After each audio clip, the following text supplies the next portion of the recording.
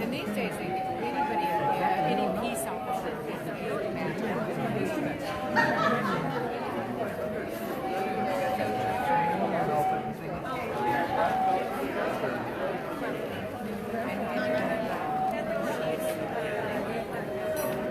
yeah, so we're probably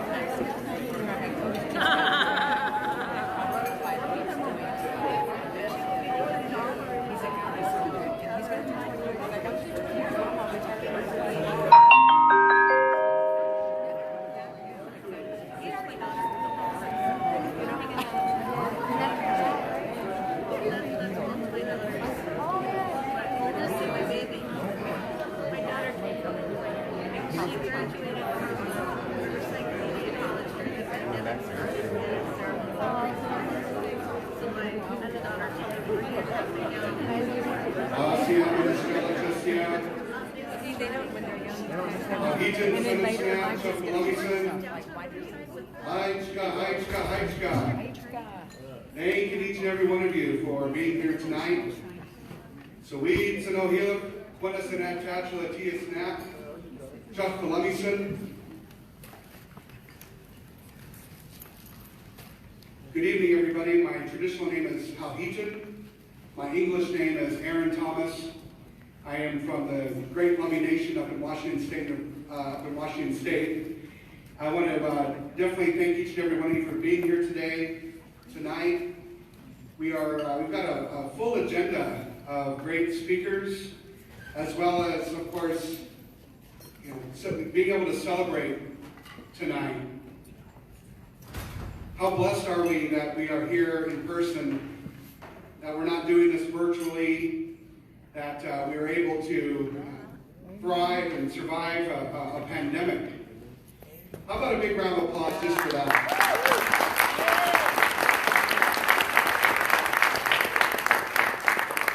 Speaking of round of applause, how about we give thanks to Henry Vasquez, our flute.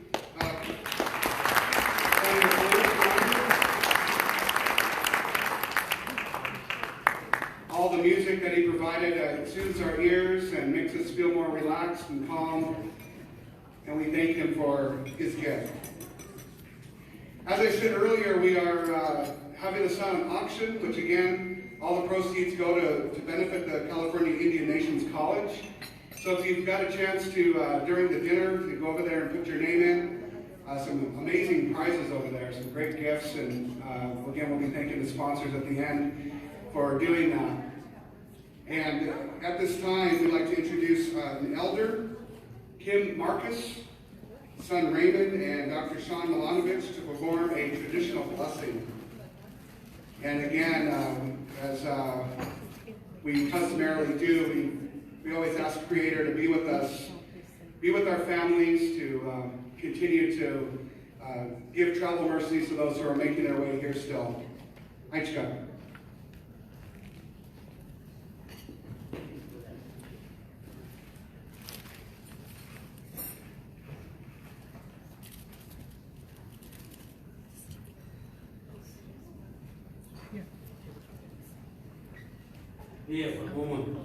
It's good to see all of you. I'd like to open up the event, and it's an honor to do this. Bless the area and recognize the people of this area out of respect for the traditional area here. I'd like to blow our tobacco to do a blessing the old ancient way that was taught with me with Saturnino Torres and handed down with Ernie Murillo and given down to me for they're left us now, those elders. My great-grandpa, Julian, of course, used to do this. He was a shaving pool, local pool. And I'd like to offer this blessing with my son Raymond, and Sean's going to be here with us, representing the people of this area.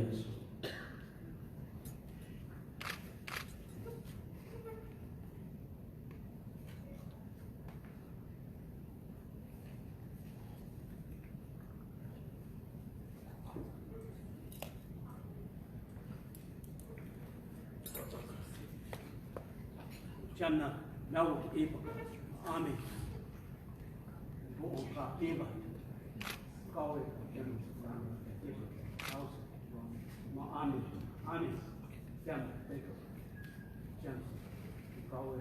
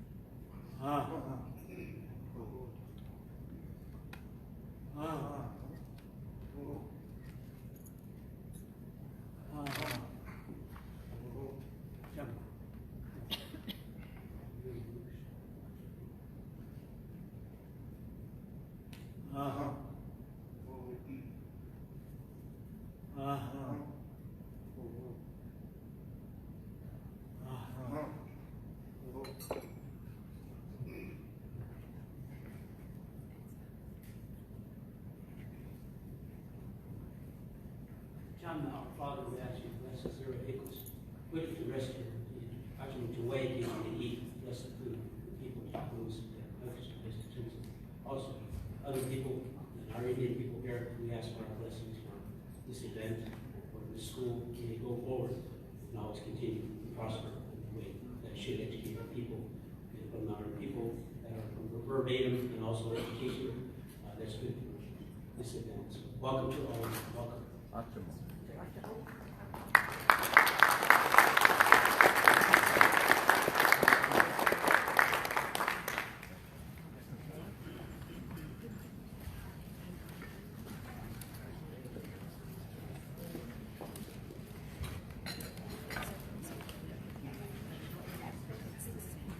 Sing a song for you also, and I'd like to acknowledge the elders that are here coming before us, and those that have passed, rest in peace, that have brought down these ways. So it's an honor. We ask our ancestors, we're calling in our ancestors to be with us here. So we'll sing our song, and I'll acknowledge my cousin Bernie, who's standing for us right now, but we ask him to come up and he decided to sit because he's elder, and we respect them. And all the elders we respect, so this is a song for you.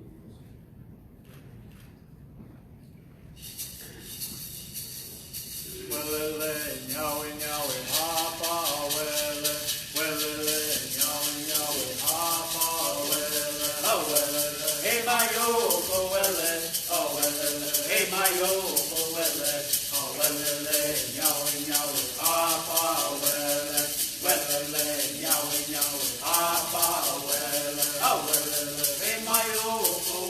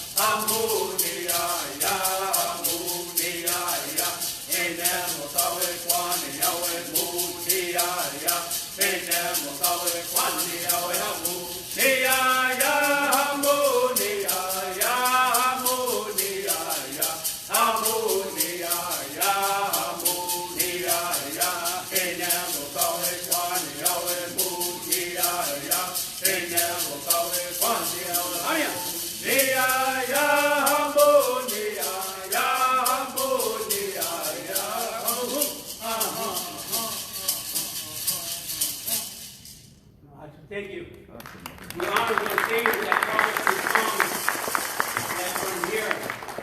Singers also, those old singers, we respect them. We pay honor to them that taught us these songs. Albino, Saturnino, Andreas, Pablo, Lloyd, all the families, my Ernie, Ziva, Ernie Murillo, Albino, all these singers, they taught us how to sing these songs. So without them, they'd probably be extinct now. So we appreciate all that.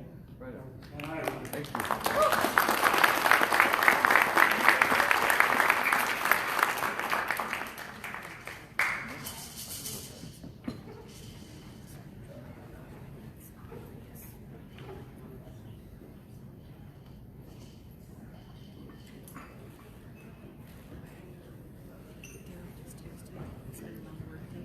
How about one more big round of applause there?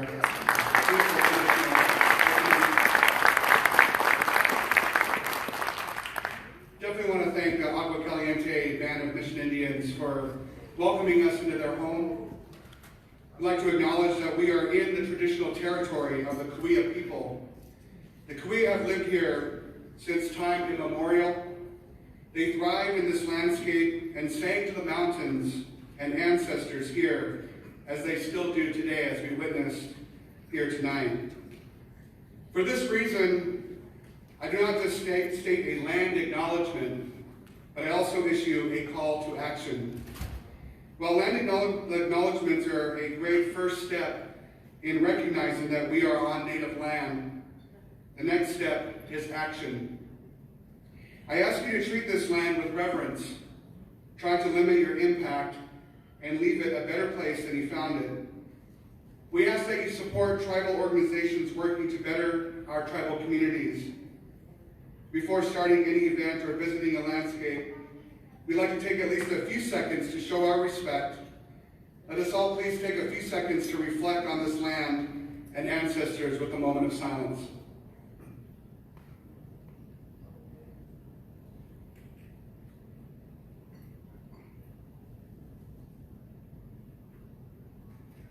Aishka, thank you. So tonight we ask that you enjoy your time tonight. Like I said earlier, this is a celebration. We are here together, we're alive, we're thriving together. We're all witnesses to this beautiful work that's going to be laid out tonight, and acknowledging so many amazing students that have come from so far away. And for many of them, for most of them, or if not all of them, it's just the beginning. So tonight, we will enjoy our time together with clean hearts. We'll celebrate this place and each other as a community. At this time, I'd like to bring to the podium the president of California Indian Nations College, President Townsend. She is the president and chief executive officer. She has her master's of business degree. She brings over 25 years experience in Indian and post-secondary education to California through the California Indian Nations College. She's an enrolled citizen of the Fort Bidwell Indian Community Paiute Tribe in Northern California, and is a descendant of the Shoshone Paiute Tribe of the Duck Valley Indian Reservation in Oihe, Nevada. She obtained her Bachelor of Science degree, majoring in business and management, and then her master's from the University of Redlands with a concentration in finance. President Townsend joined the Roundtable Committee discussions of the college's founding members back in March of 2015. In a few short months, the college's visionary, Teresa Mike, entrusted her to lead what became known as the California Indian Nations College Strategic Planning Committee. The two presented a charter to the Tribal Council of the 29 Palms Band of Mission Indians, who then chartered the college on September 19, 2017. Soon after, the council approved and funded a 2-year budget and hired Celeste as the interim president. In January of 2020, the CINC Board of Trustees officially hired her as the president and CEO of the college. And she's going to do her best tonight to speak to us because she has a little bit of a voice issue going on. But at this time, please join me in welcoming the president of CINC, Celeste Townsend.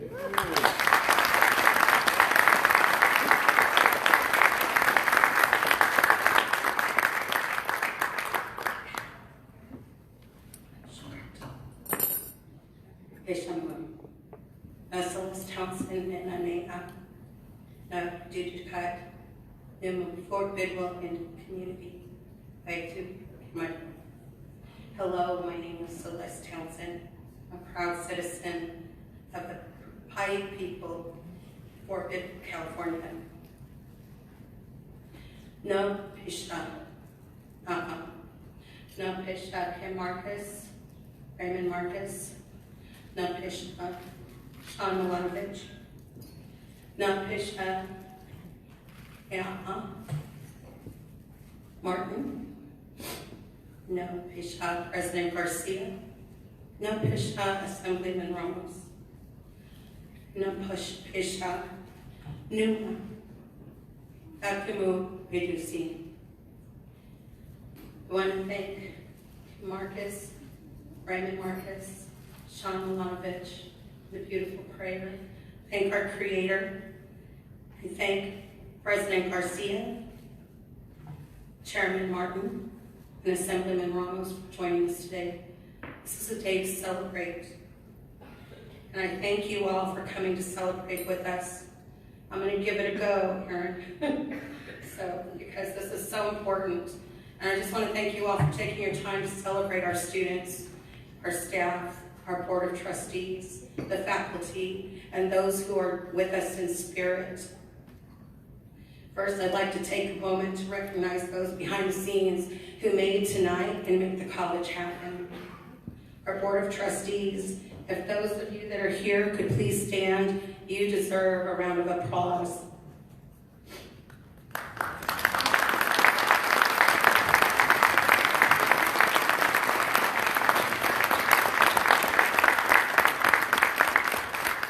I'd also like our student volunteers. These students not only commit to their education, they commit to having their activities and their events become monumental memories, not just for us, but for them.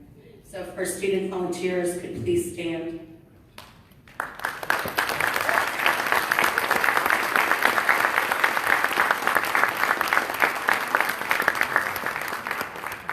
And last but definitely not the least, I want us to thank our staff. We are a small but very, very mighty team. While Randy Avila, Roger Griffin, and Vice President Sean Reagan are unable to join us, you know, they're, if not watching us via live stream, they're with us in spirit.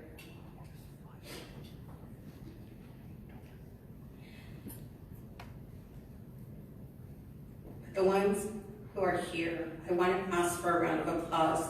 They're new, they've jumped in, they've stepped to the plate to wear many, many hats. First and foremost, let's give a round of applause for Marley Baca.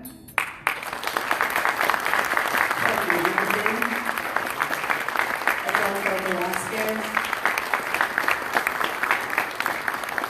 They have stepped to the plate, being very new, to make tonight's success. But the planning and execution of tonight comes from extraordinary dedication. We all know it's not easy to put these things together. But the dedication, the energy, the expertise, and the professionalism of Joanna Blackstone and Ryan Mariano is unsurpassed. Please give them a welcome.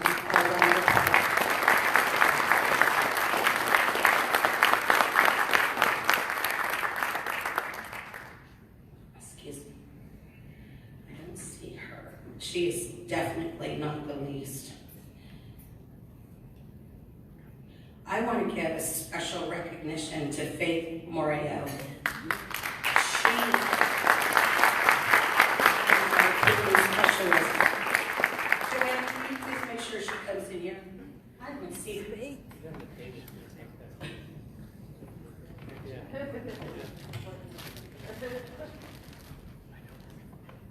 But I want you all to know that Faith has crafted CINC's very first one-unit credit workshop on the Cahokia culture. This workshop will be starting to take place this summer. It has gone through the Faculty Senate for Renew, and it has been approved. This is historic for CINC, as it is the first CINC one credit course, and once we are accredited, this is our foundation for the development of our workshop to transition into CINC classes. And one of the things I was sharing earlier is that the universities have Native American programs and classes, but you don't see them very much in any tribal colleges or colleges because we don't have a tribal college here in California. So what Faith has done, she has made history. And let me tell you, the work she's put in, the challenges she has faced, I'm truly honored and blessed to have somebody like her on our staff. So now that she's here, I want you all to please give a standing ovation for Faith Moreno.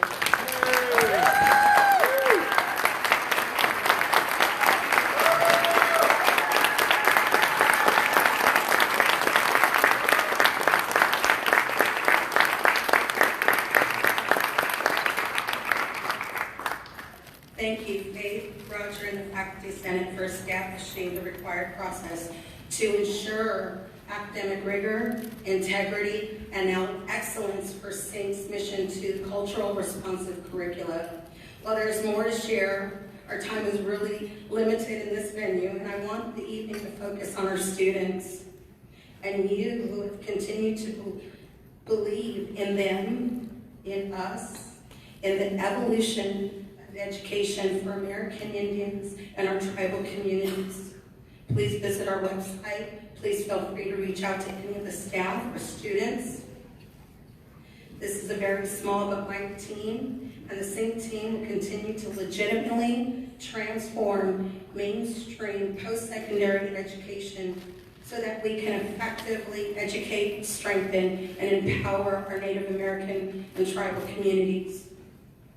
But we can't do this without you. So I want to thank you and really say we can do this together. Tame Shakwa, Ano, Tuyano Kuwait. Let's do this together. Thank you.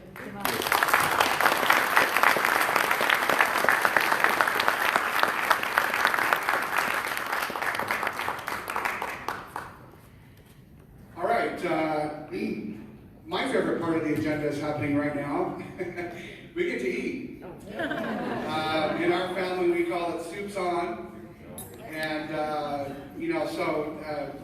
my auntie mom Teresa would say, get your buns together, which meant put your sandwiches together. We're not having sandwiches tonight. So at this time, we'd like to invite our elders or their runners to go ahead and get in line, and the food's going to be served in the hallway there, out there in the foyer. And go ahead and dish up, and after we settle in, we'll get the agenda going again, okay? So, bon appetit. Enjoy your dinner. Hi, Scott. You want to be my runner? I want to be a runner.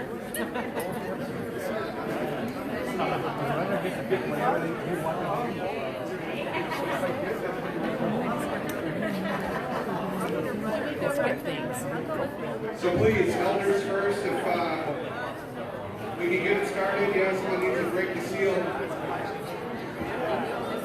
I'm only 37 years old. Thanks, God. Thank you. I could be your runner. How could you 37 you could be your runner?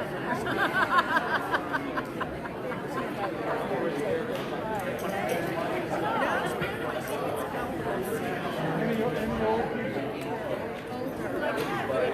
That's not relative. That's not relative, right? Yeah. Go for it. We'll wait till all you people. Besides that, it'll be cold now. We'll get the second serve, it'll be hot.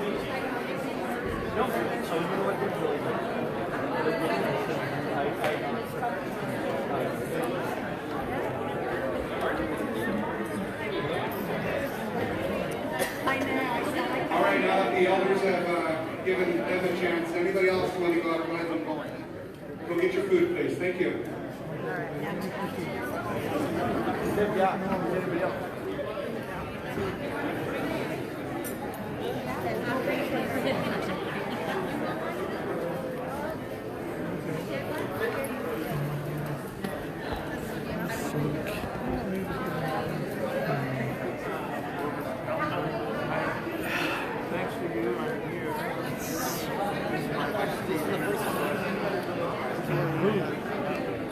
Oh, here.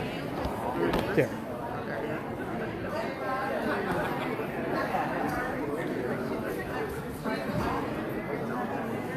There.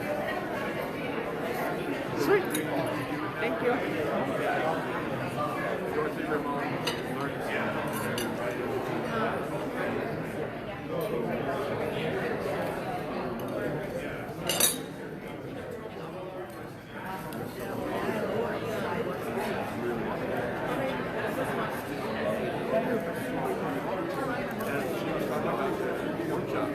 As it were, like you were just saying.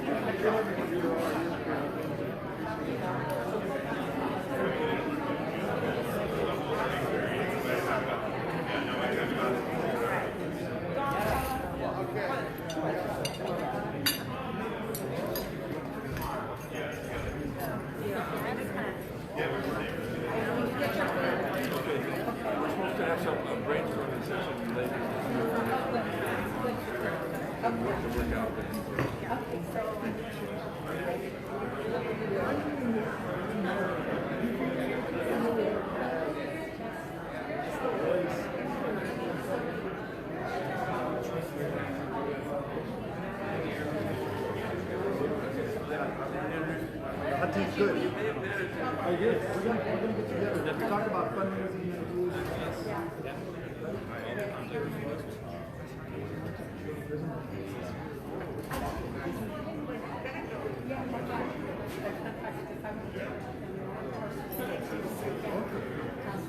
That's when we started. So yeah, is he? Okay.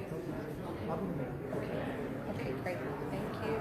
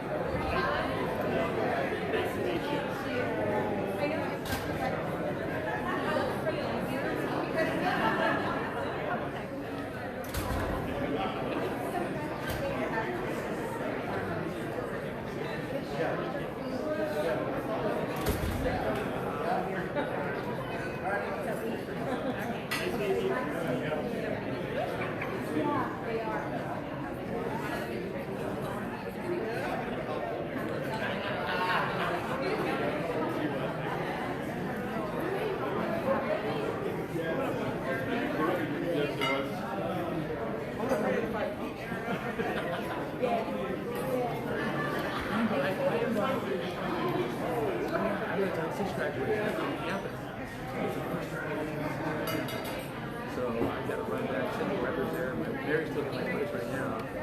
So I got to run back there. And we have San Bruno City, and we also have Banyan. Graduate on the ceremony.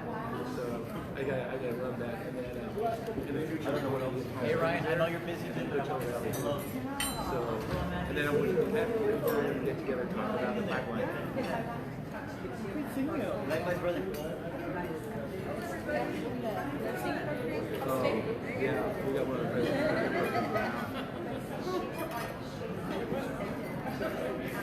I see you right here. I'll get you guys.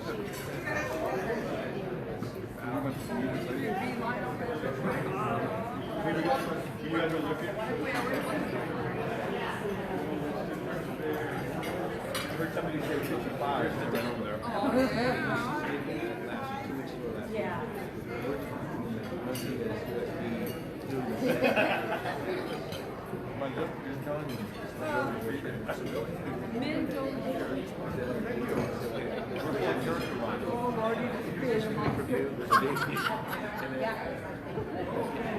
We're working on that budget that's going on there.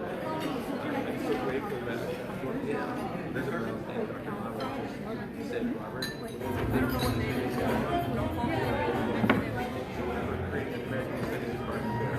We're creating a teaching guide American Indian so there's but again, these have to happen really fast because my contract is really in December. So they're not sure what to do. I said, these are so have people in line? That's Thursday. But it's almost done. It's your college. The program is started. So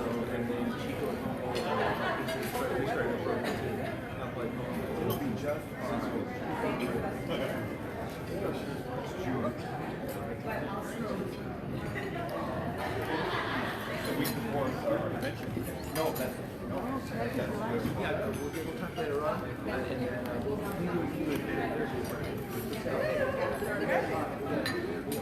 I'm a doctor myself.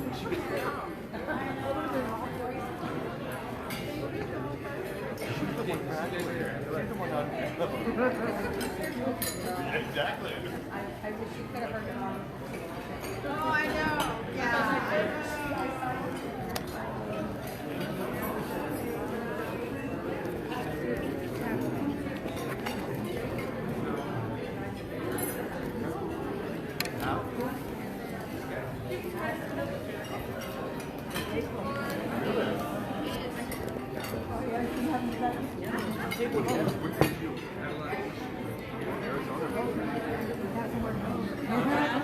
Well, either way, we have to work.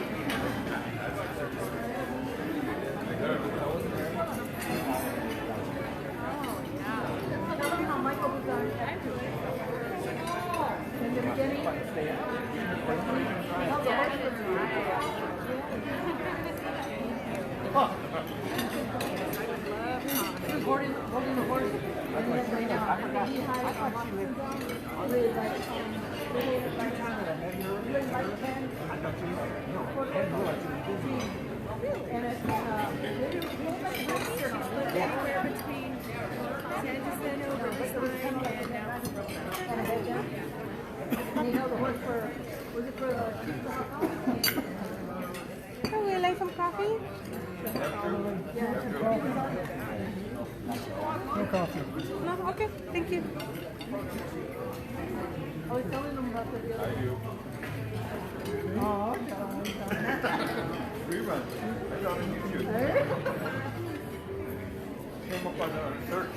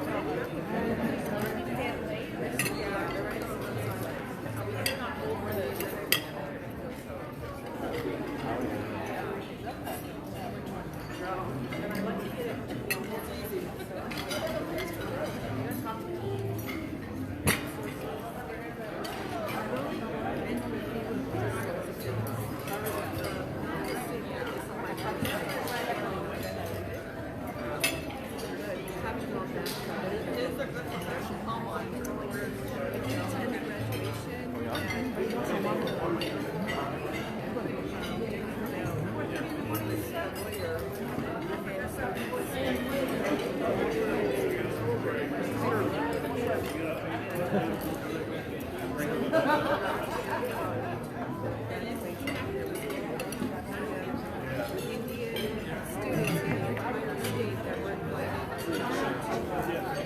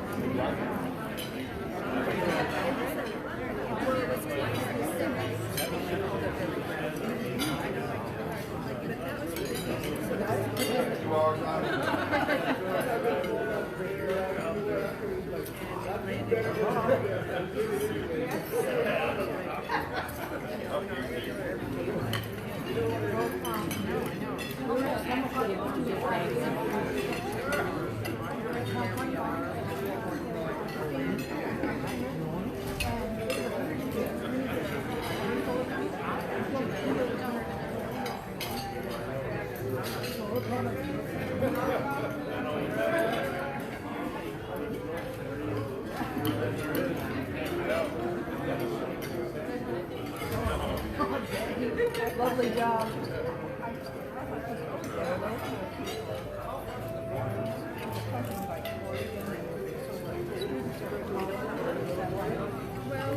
Well, they live there, but their tribe is from Oregon.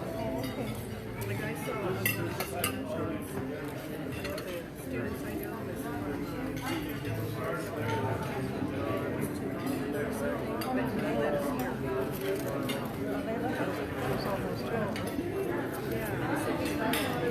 Just like us.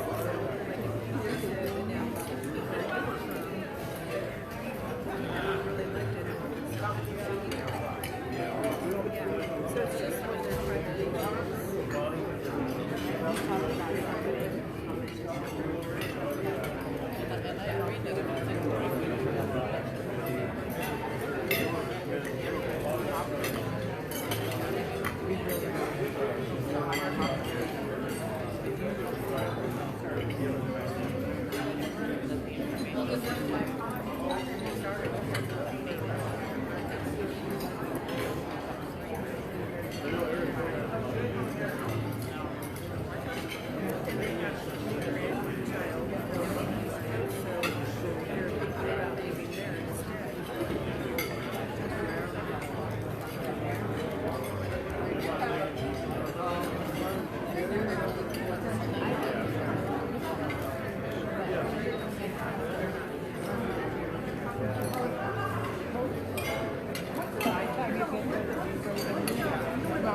They got 5 years there, so I understand his wife is a Duke medical student. In the next few years, she'll be in a place in residency somewhere. Might not be in Wisconsin. And then his wife, our grandson, he's an active Marine based out of Camp Lejeune. He only has 5 years that he's been based here. They move somewhere else.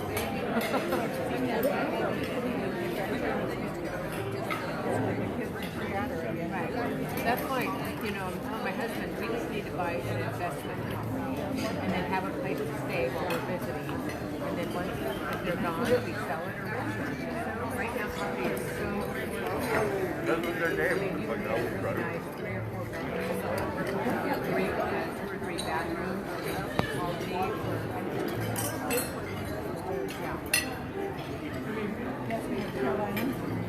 So it depends on the area. We have one son in Raleigh, Durham, the Durham area, and then one in Jacksonville. They're about 2 weeks out of the area, kind of in the middle.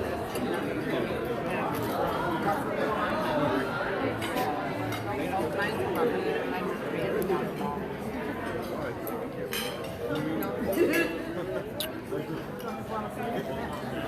And it's just going up like it is.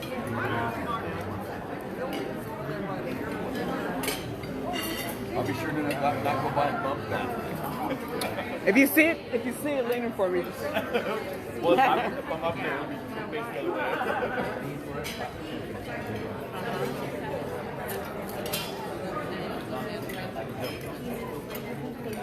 Oh my God.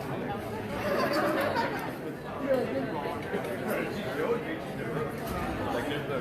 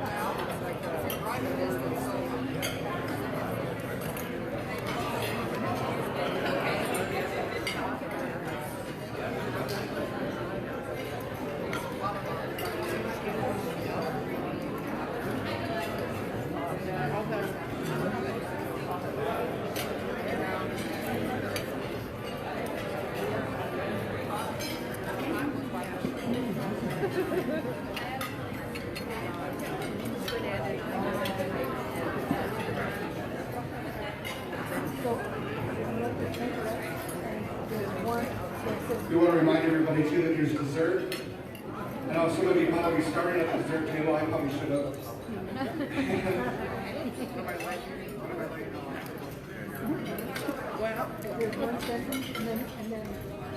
Check, check.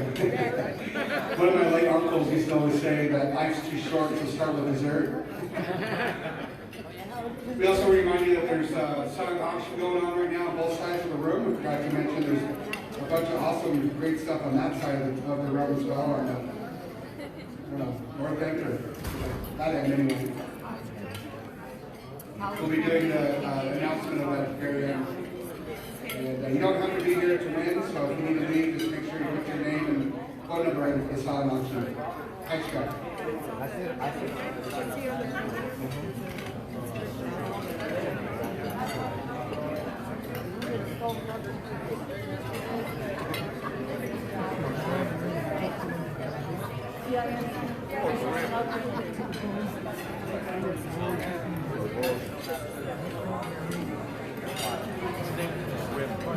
That'll be good.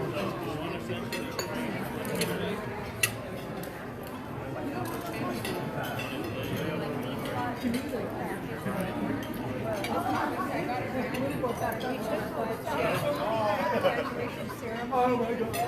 That'll be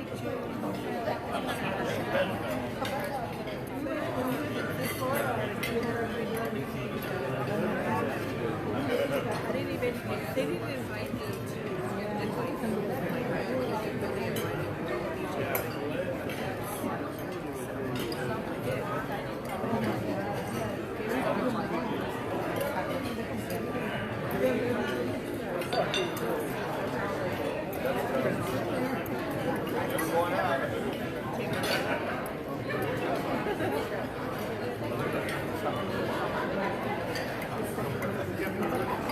Just in case. It'll take you forever.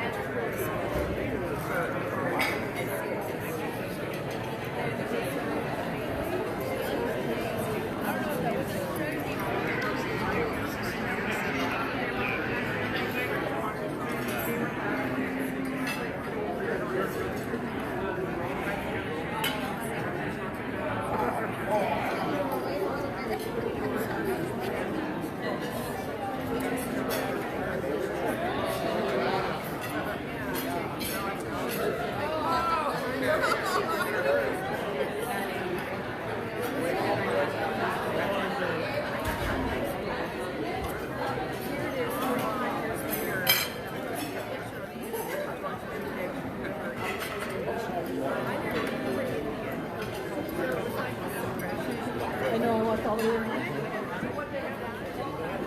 They had some clams, but they asked them to do it.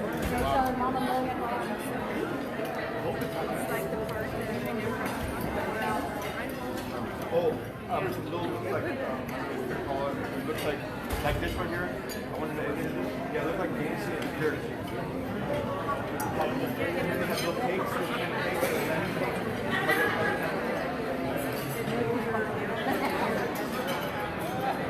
you're not supposed to have cake or melted coffee. Either pop. Oh, there you go. Oh, good. No. This is good. Yeah. Oh, yeah, they have pressed legs.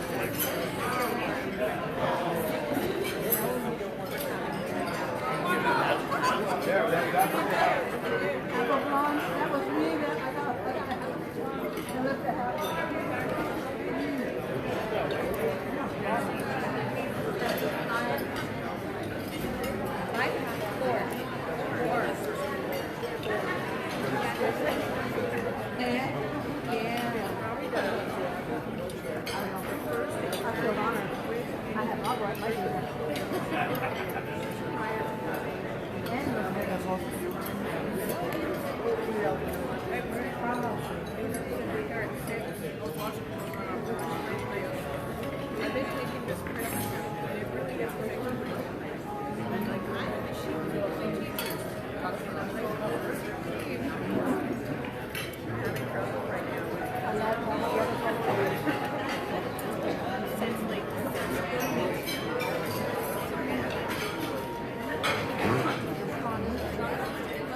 When you get old enough to forget people's names, you just look at them and call them Junior.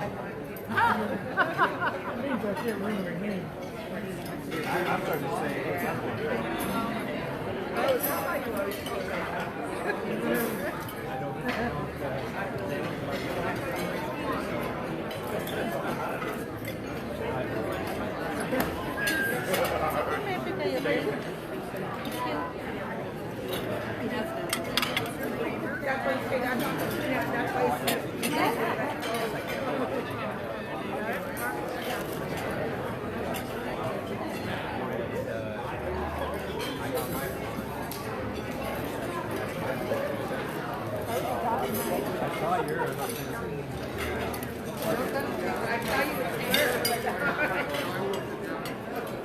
I like I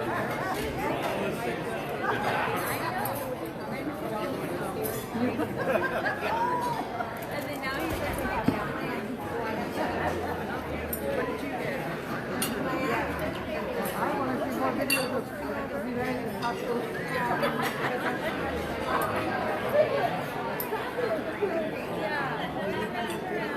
I love it. My mom would say, "Mom, you read."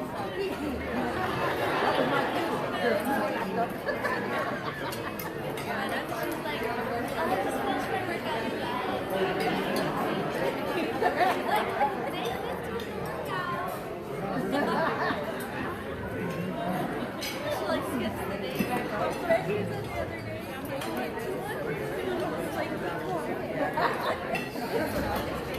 I'll come behind and start singing online.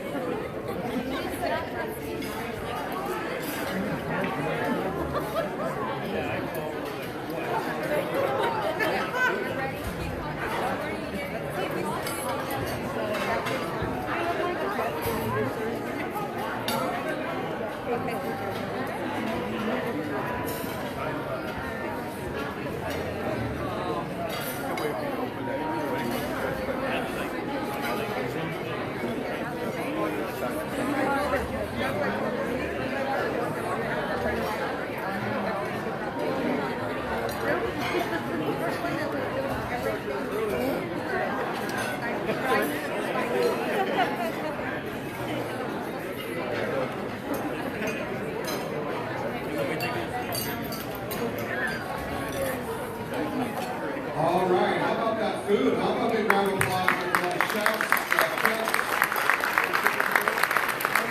the servers? You know, in Indian country, we always taught that those that made the food, they cook with love, and it shows up after you eat. Everybody's smiling and they're feeling happy. So we thank them again for their gift of being able to make good food. And you know, in Indian country too, we're so used to making. I bet some of our aunties in this room could probably make that whole spread like they did tonight. We're so used to that. You know, feeding an army. So we thank you so much to the Agua Caliente Resort and their chef and everything here that they do. How about one more big round of applause?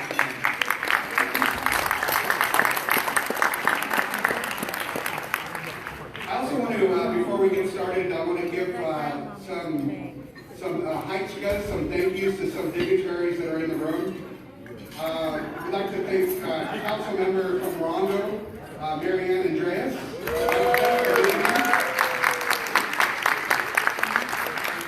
From the 29 Palms Family Mission Indians, Mr. Dean Mike. Good.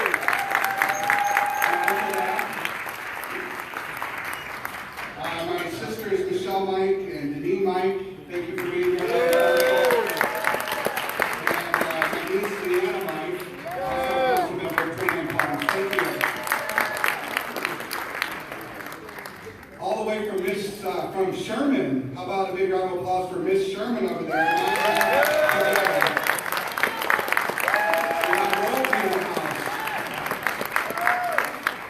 We should have told everybody to rise when you walked in. All rise. We'd also like to thank our brother here from Agua Caliente, John Hackwinkle III. Thank you for being here. We also want to thank the College of the Desert Board and their faculty that are here. It's led by Ruben Perez, the College of the Desert Board president. And all the faculty members that are here, you guys just wave your hands, the faculty, the professors. Thank you for being here. And we also got in the house Thomas Morales, the president of California State San Bernardino University is here. Thank you, Thomas.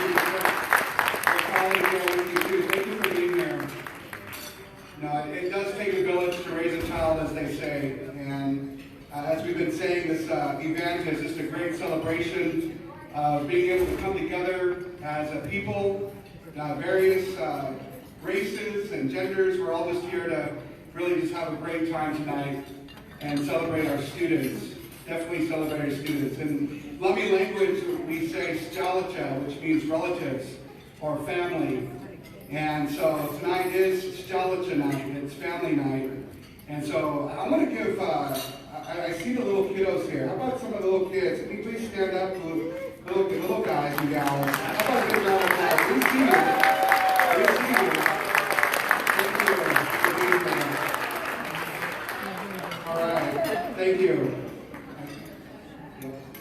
And again, we'll be, again, as these little guys at home, we always talk about the kids, the children, they always know what's happening, they're witnessing this, and they'll always remember that night at the big casino when they had watched their relative get an award and all the great food they had, and it was just a great time.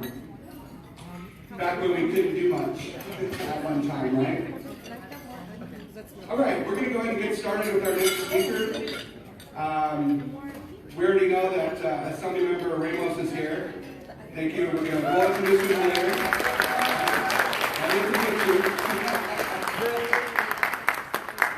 Our next speaker is the College of the Desert President, Dr. Martha Garcia.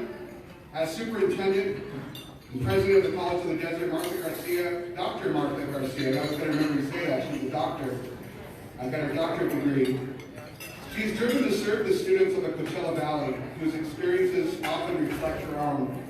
Dr. Garcia was the first in her family to pursue higher education, getting her start at a community college. Her parents, both from Mexico, worked the fields in the Coachella Valley so that their children could have better opportunities in life. Dr. Garcia was a single mother at 20 years old, dependent on public assistance while she followed her dreams of a college education. Dr. Garcia is committed to the transformative power of higher education and student-centered leadership. The values she learned from her parents, hard work, perseverance, honesty, and respect, guide and inspire her. Dr. Garcia was named the 8th Superintendent President of the College of the Desert in August 2021. Before joining the college, Dr. Garcia served as Superintendent President of Imperial Valley College in Imperial, California, where she developed numerous programs to remove barriers to student success. In her 21 years at Imperial Valley College, Dr. Garcia also served as Vice President of Student Services, Acting Vice President of Academic Services, and Special Projects Coordinator overseeing career education programs. She was named the 2018 Woman of the Year by Assemblyman Eduardo Garcia. She also serves in leadership roles on the boards and task forces of numerous organizations, including the California Association of Latino Community College Trustees and Administrators, Community College League of California Committees, and the California Community Colleges Chancellor's Office Diversity, Equity, and Inclusion Implementation Work Group. As was said earlier, the California Indian Nations College could not have done this without the support of the College of the Desert, and we're only going further into the future along with the COD board and the faculty. At this time, please join me in welcoming to the podium Dr. Martha Garcia.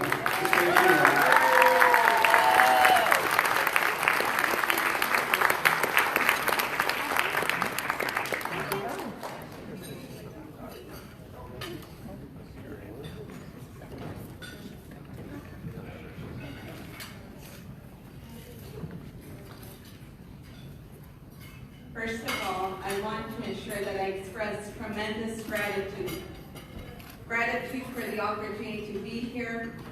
Gratitude because we came together as a community to celebrate the students' achievements. We are committed to service. We're committed to enhancing the prosperity of the Coachella Valley through education. And I especially want to thank those that blessed us this evening. I feel blessed to be here, and I'm extremely honored and humbled to be invited to speak tonight at a very special occasion.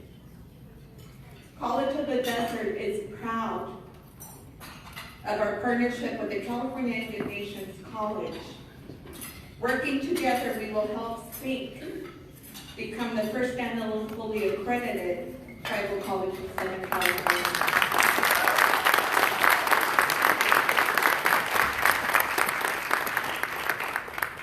I want to ensure that I recognize once again the trustees that are here with me tonight.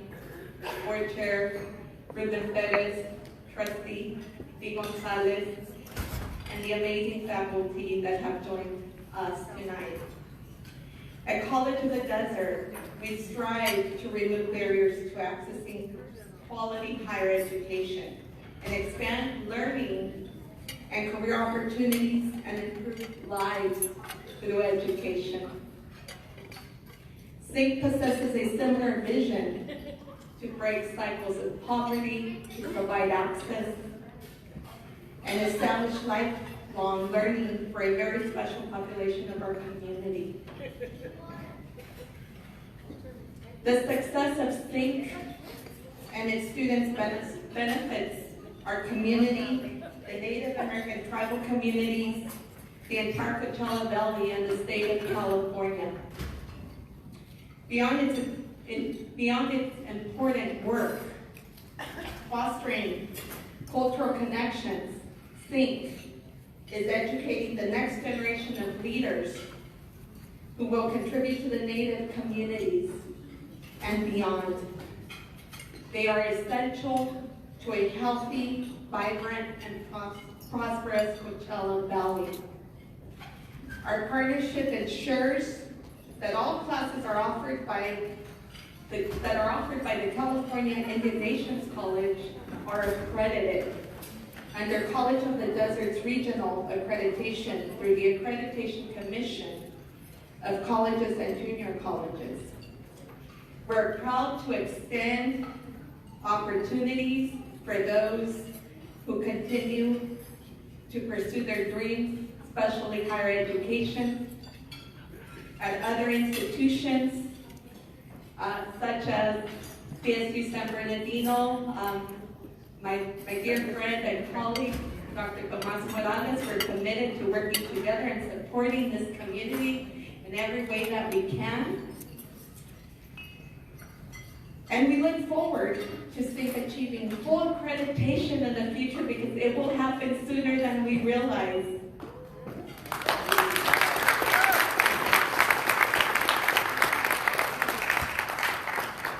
CINC is a very important part of the College of the Desert family. We feel privileged to be able to work alongside them. We join you in celebrating the exciting new opportunities and brighter futures ahead for all California Indian Nations College students. And we honor each and every student today who is being celebrated. Thank you very much.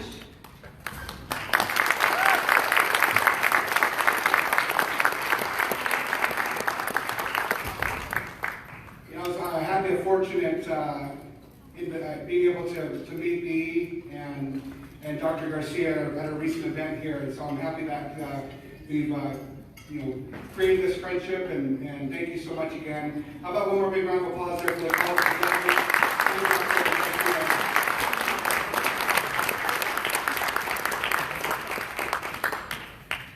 All right, our next speaker comes from all the way from Morongo. The Honorable Chairman Charles Martin has served 12 years on the Morongo Tribal Council. Born and raised on the Morongo Reservation, Chairman Charles Martin is deeply committed to service and leadership within the tribe. His career in both tribal leadership and business development has been characterized by a strong work ethic leading to career experience in numerous fields, including public safety, entertainment, and organizational management. Please join me in welcoming the Honorable Chairman, Charles Martin.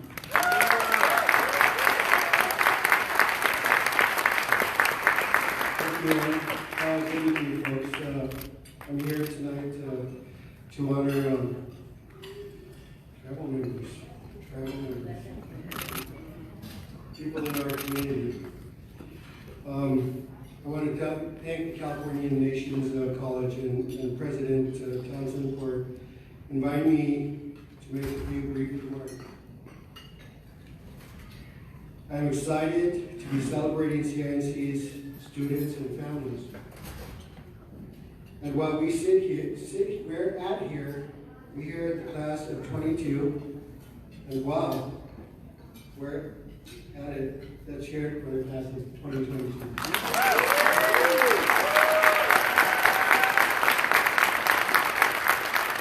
We walked in earlier today, Marguerite and Aaron told me, are you nervous? That time I wasn't nervous.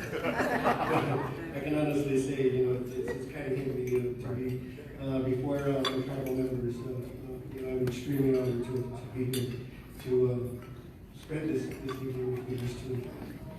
Tonight I'm proud to say that 3 of the CINC 2022 graduates are Morongo tribal members. I'm very honored of our students and Rebecca Waters,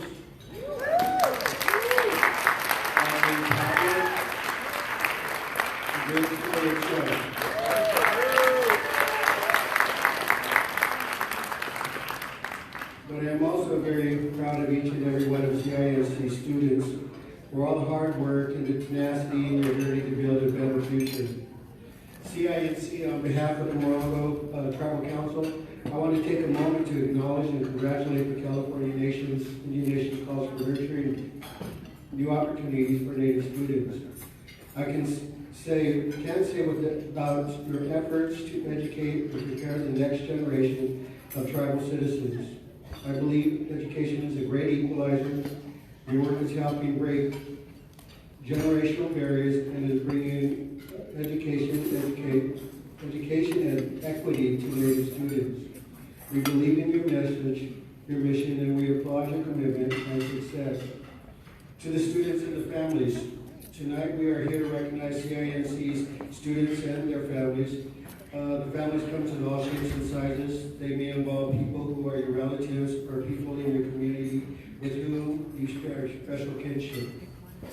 They play an important role in helping support and encourage you. Your family may inspire you.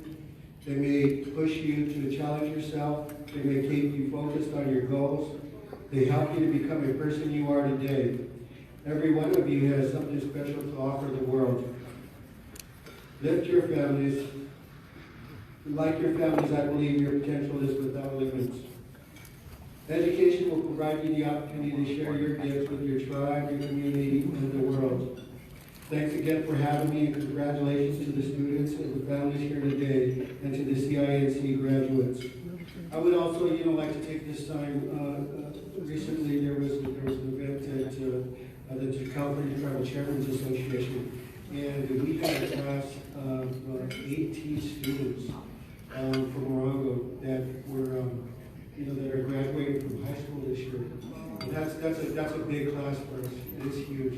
And it's encouraging to know that these kids are pushing forward, especially during the pandemic, because it was a tough year to do homeschooling. So, congratulations to all the kids that are graduating this year in this times of hardship, and to my tribal members and the folks that are going to be giving back to our community. Thank you very much.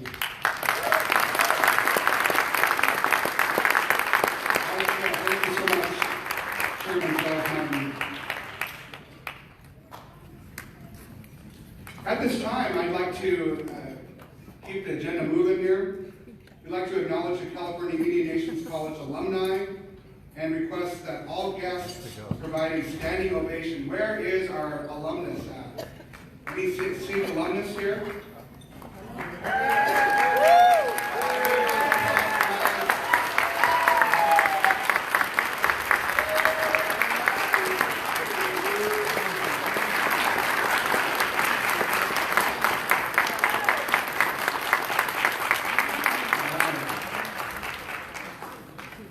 They say you don't know where you're going unless you can see far ahead. And we've got some of our alumnus here that have paved the way for all of the students, the ones that are still going to school and the ones that are graduating this year.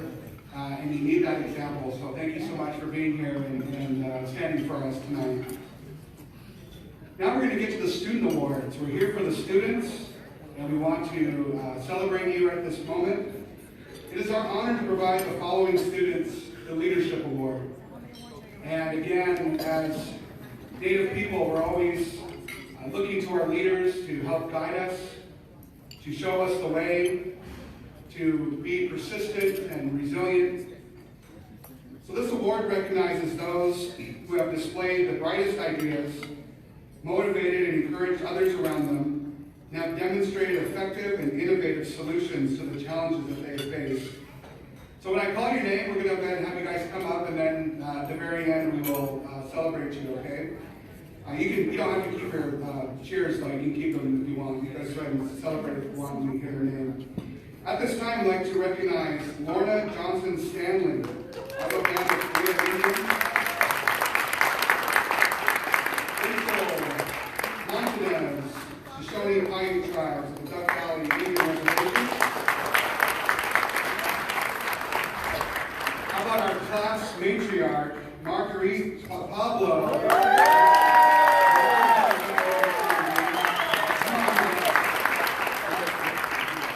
Come on up, and we're gonna ice skate you over here. Thank you, gift you.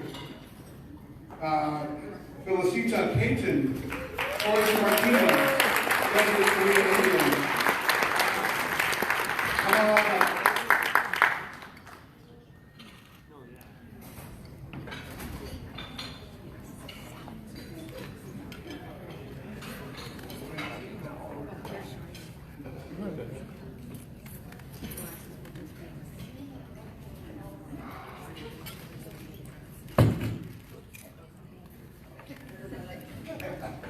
All right, how about a big round of applause here for our leadership award.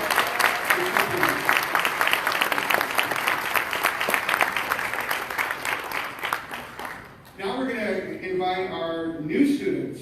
We've got the New Student Award. The following students are receiving the New Student Award for beginning their educational journey at CINC. They decided to get in sync at CINC.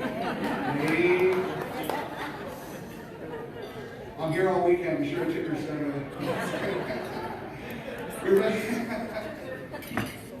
We recognize and celebrate their commitment to academic success as they work to complete their degree. They took the big plunge, and we invite all people that are thinking about it to get off the ledge and take that plunge in education. So at this time, I'd like to invite Angelisa Chavez, Torres Martinez Desert Korean Indian, to come on up.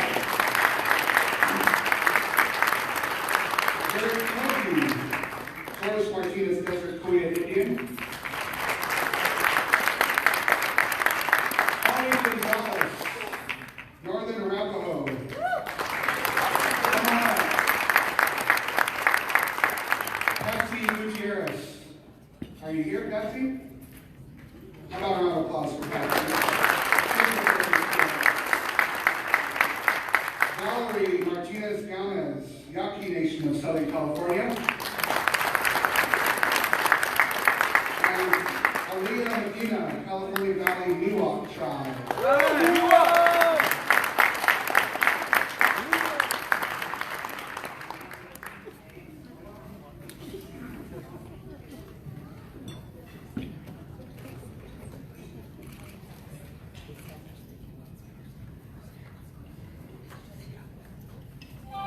How about a big round of applause for all of our new students?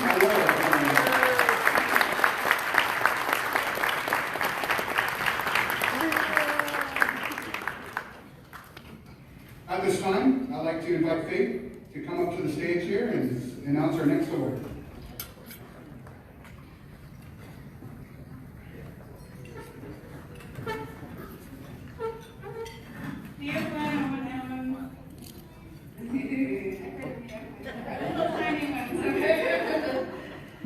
All right, well, it is my honor to recognize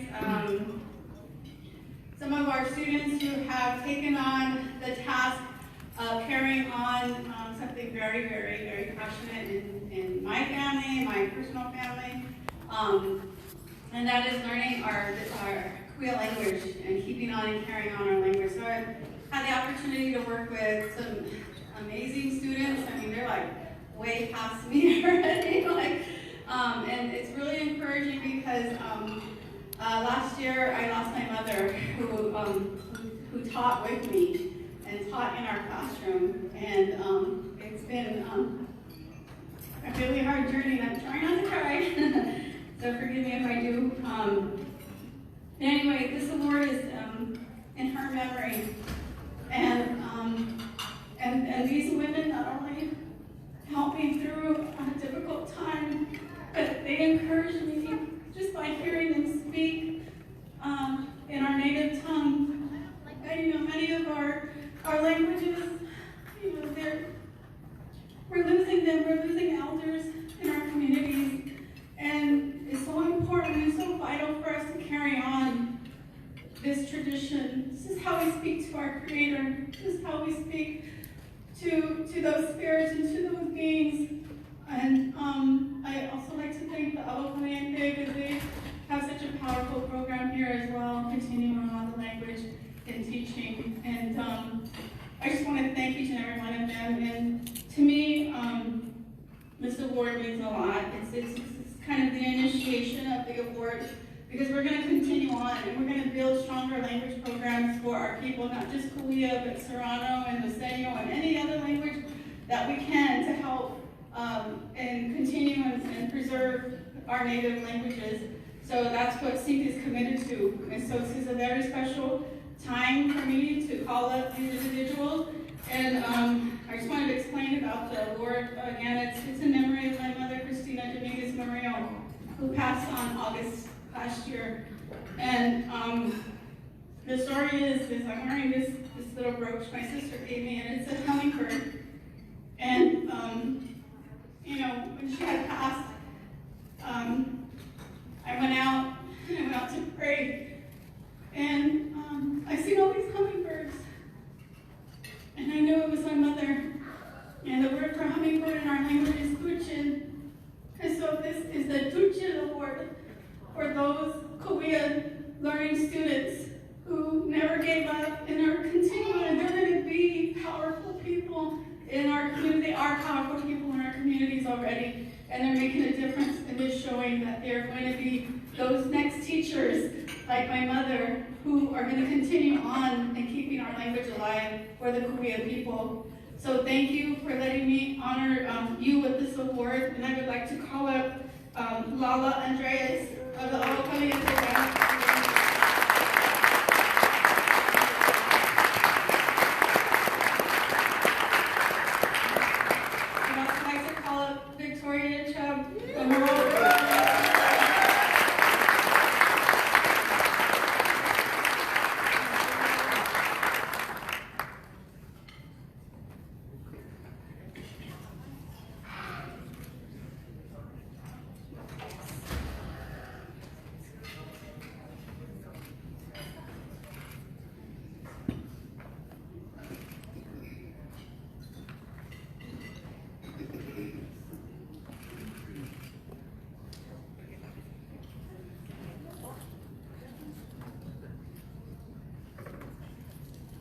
Two more. I actually have one more. Felicita Payton, I want to make sure. Nenyako, if you're watching on the live stream, I appreciate you. And Achima, Hespan Achima, and all your folks. Marty, Pablo of Moronco Band, of Mission Indians.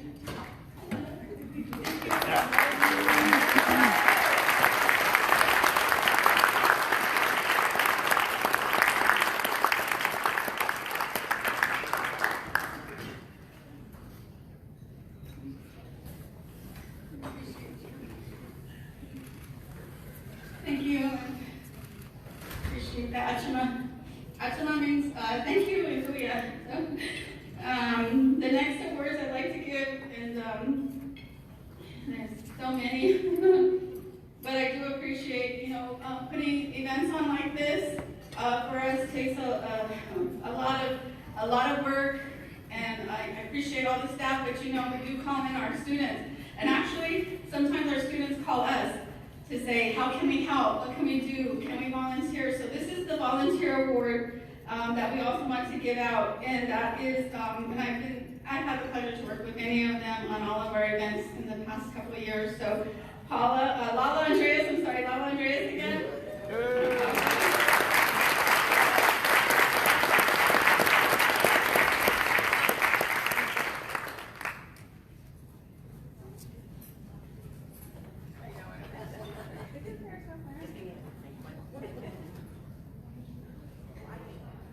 There's too many. I'm really thinking through that.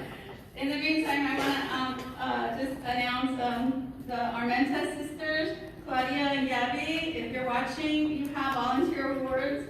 I'm sorry you couldn't be here today. I'd like to call up Reina Galeano.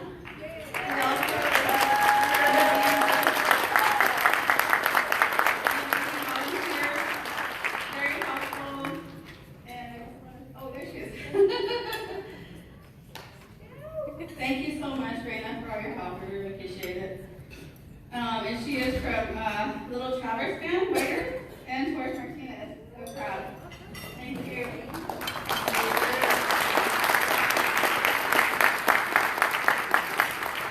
And Lorna Johnson Stanley of Agua Caliente.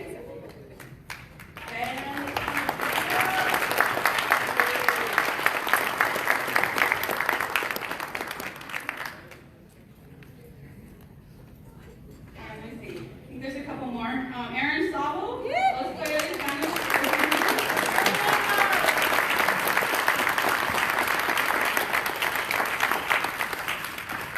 Thank you so much, Ashima, Aaron. Yes, and Ashima. No.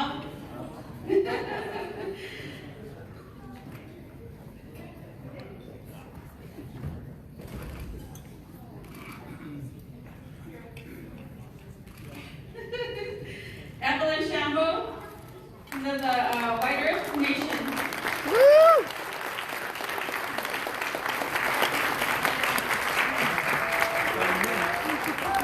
All right, Evelyn. I don't think he's here today. All right, Evelyn. Tubby. Woo! Also Regina Vasquez. She's still here.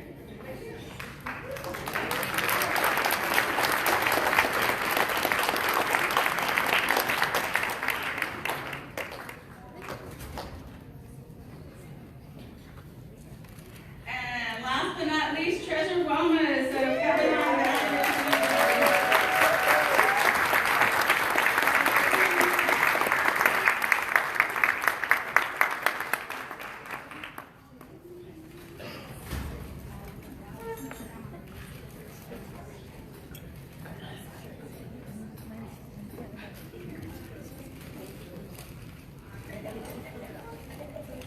Okay, thank you so much. I appreciate the time.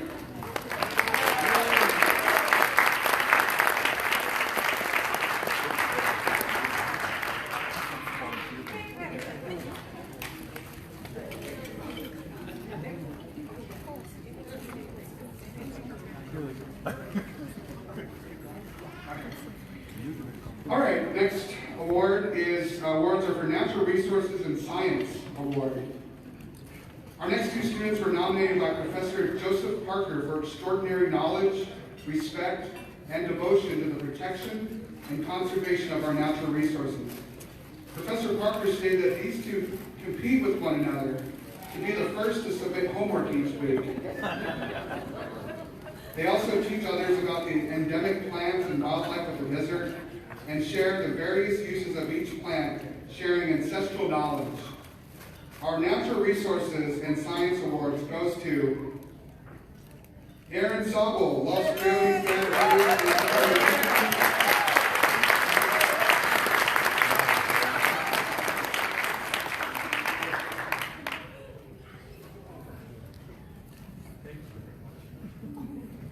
Us eight Aarons need to stick together. And then our next one, the other one that competes with him is standing right next to him, Margie Pablo, Morongo Band of Western Indiana.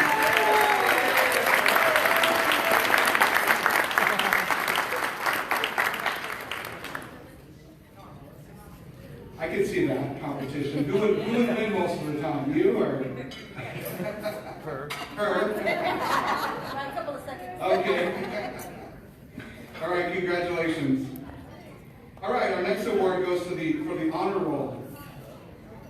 Next, we recognize students for their success in the classroom. First, we have our honor roll award recipients for those who have achieved a grade point average of 3.0 to 3.49. Anna Belia Carrillo.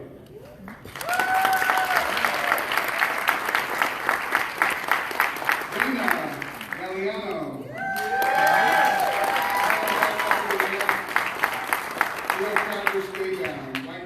Martinez Desert Kuwait Indian. Julian Ruiz. Julian.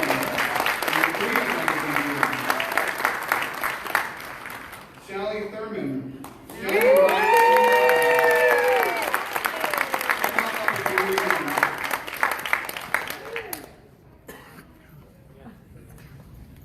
Achama. Can we all say that? Achama. Means thank you in Korea. Achama.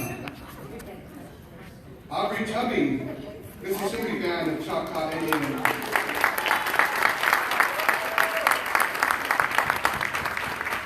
Rebecca Water,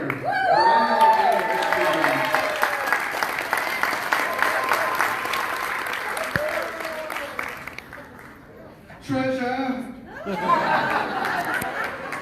Treasure Wellness.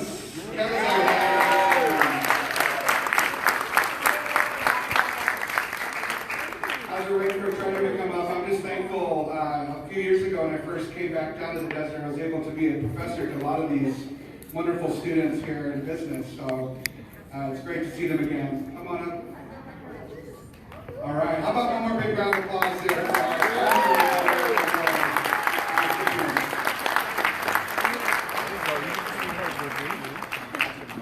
our next award is for the President's Award, El Presidente. Next, we have students who have earned the President's Award. These students have demonstrated their personal commitment to their academic success and have achieved a grade point average of 3.5 or better. I believe it goes up to 4.0, right? Some people get higher than that. Anyway, our first award winner of the President's Award is Claudia Armenta.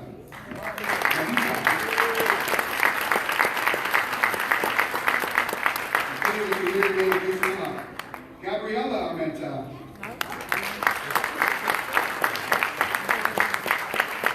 Stephen Kennedy, Morongo Band of Michigan.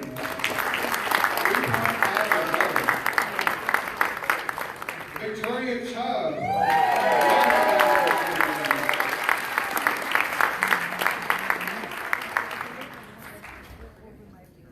Michael Eder, Crow Tribe.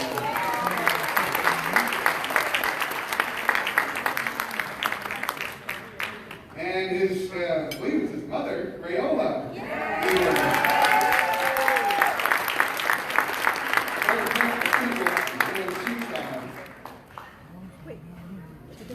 I had a pleasure of being the professor to a mother and a son in the same class. It was awesome.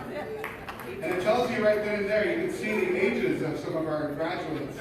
They're not 18 years old or 22 years old graduating, they're older than that. And it's a testimony to this great opportunity that all of us in this room have the opportunity to do it. It's never too late. Marguerite Pablo.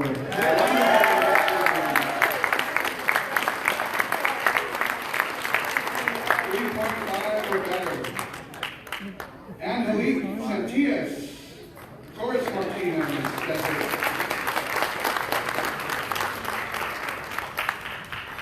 We're going to bring Aaron back up here. Aaron Sabo.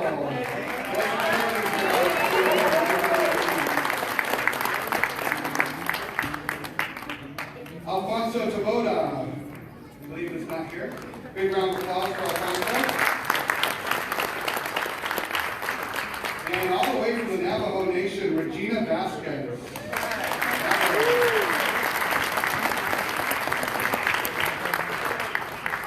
Raise your hand if you've ever been been through a lot and you're still able to wake up the next morning and be okay? Raise your hand if you've been through a lot in your life.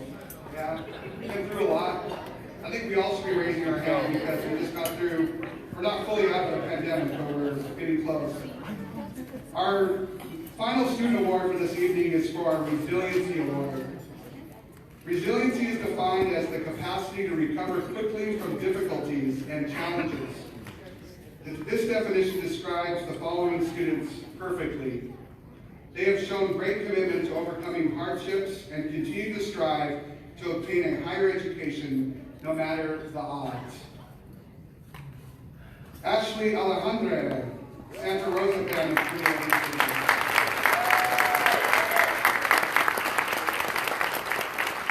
Catherine Chubb, Morongo Band of Michigan.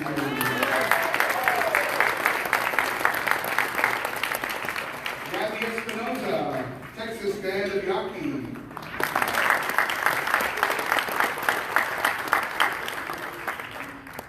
Alexandria Greenfield, Aqua Band, Aqua Caliente Band of Korea.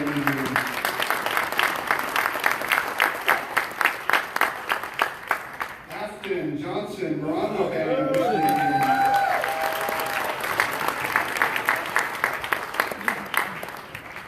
Robin Johnson, Morongo Band of Michigan.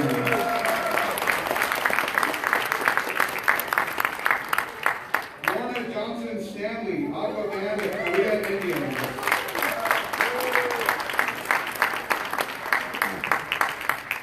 Albert Martinez.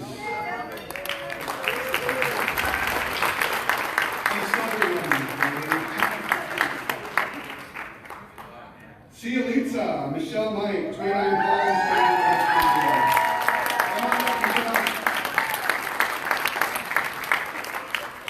Rachel Montanez, Shoshone Paiute Tribe, the Duck Valley Reservation.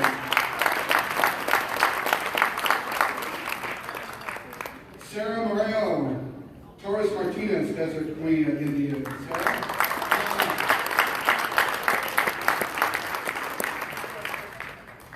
Lovina Rediner, Santa Rosa Band of Korea Indians.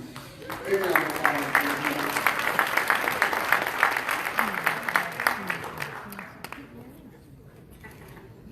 Remember, this is for resiliency, overcoming the difficult and coming back better than ever.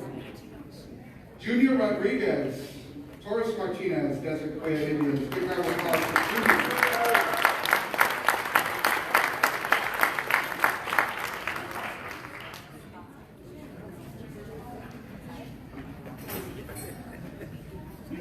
Give my award, folks here at Purple Break here, who's lining up.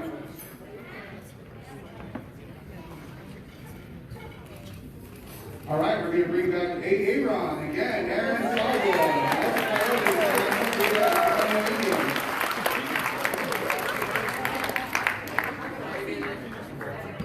Yeah, you're going to go play some slots. Evelyn Shambo, White Earth Nation. Evelyn.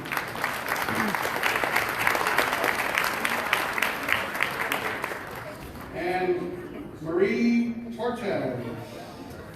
How about a big round of applause for Marie? Woo!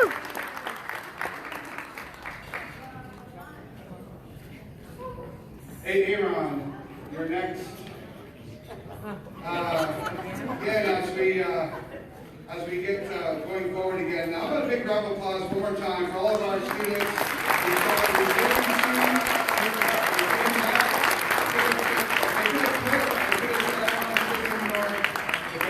And they're still here with us today. Okay, at this time, I've been asked to ask Aaron Sobel to come and speak. How about a big round of applause for Aaron?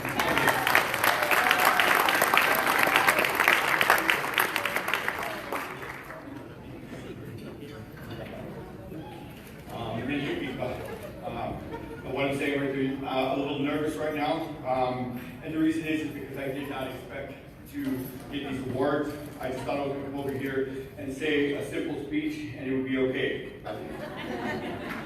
Now it's my turn to be nervous. Nessun Achimapish Neem Nangalde, Bish na kuk bish bi ibach. Ni ya kaneston achama, jeme nukish, jeme tavish, bish ne empo an weniwe. Echem. Aus ne emchi an we, bish ne ibilu paliwe, ipa. Dubo ba ivi. Douglas with them het mechana ba eneba. California Indian Nations College. Bepping af beachem. Hem bachanok kaitushmi. Eifenok ika metem enan beachem enan beachu wetem. Douglas with me ne eifenok. Nehen ibilukalet, nehen melkish lukalet. Hespen beninepa, nemikim hemiir, nebuum, hen det ayoa, muhen nestunga, nestun achama chaminukish chamitabish. And what that's saying is, I'm telling everybody, thank you for letting me speak here today, and I want to thank the Creator for His blessings, and it's an honor and privilege to speak here to the California as a California Indian Nations school, and that I am what the invaders tried to destroy, and that as a Korean English speaker, I am valuable to our people, and that I am my ancestors' dream, and that they live through me. Yeah.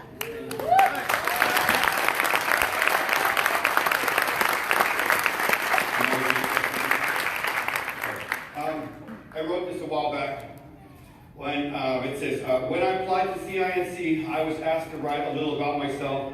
When I was in 10th grade, my high school coach told me I would amount to nothing in this world, and that I would either be locked in prison or dead. I believed him. Shortly after that, I wanted to go to school for electronics, and again, I was told I would be better off training for a vocational skill like carpentry.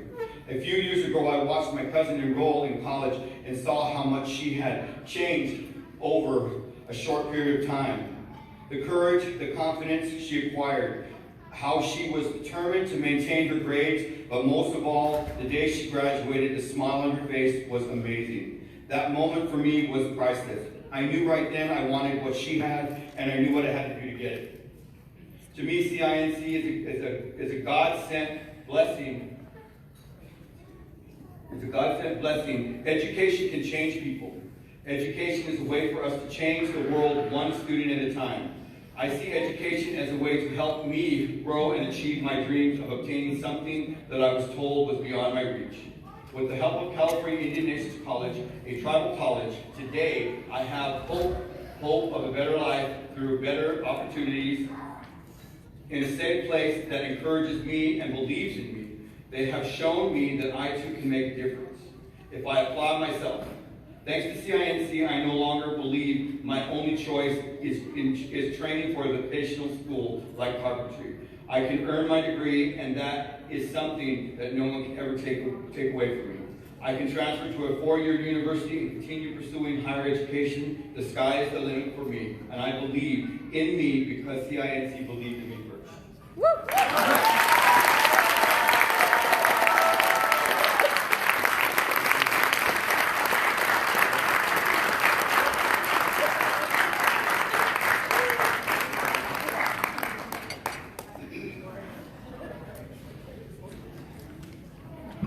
I definitely want to, commend Aaron and all of us that have taken the time to learn our language. It is a big, big part of who we are. It's part of our identity. And language, if you think about it, it really guides the way we think about the world. And when you hear the word achama, now you know it means thank you. And when you walk around with that gratitude in your heart, it's amazing what happens. And so, excellent words there from Aaron. Thank you so much. How about one more big round of applause there?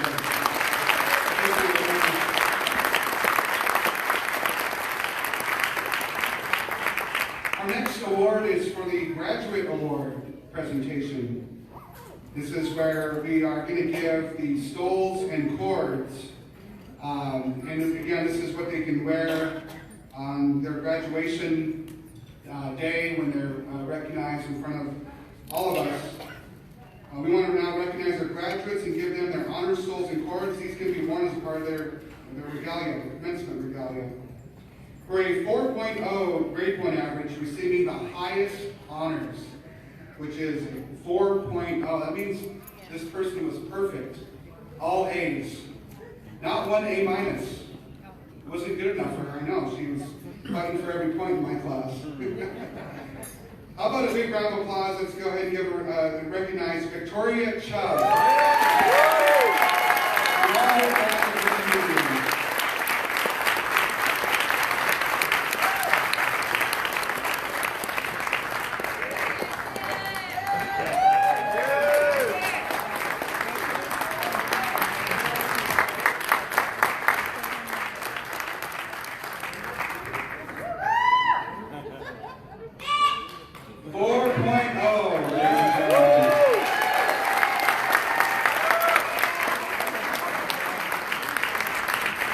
How many 4.0s have we had?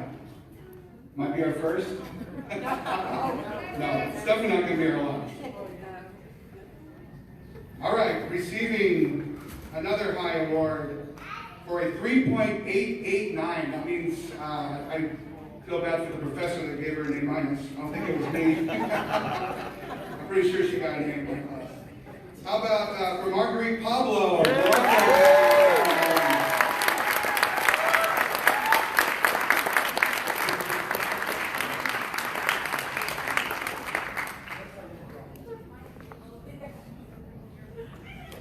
I'm seeing a distinct trend here. For a 3.45 grade point average, receiving academic distinction, the turquoise, Ms. Rebecca Waters.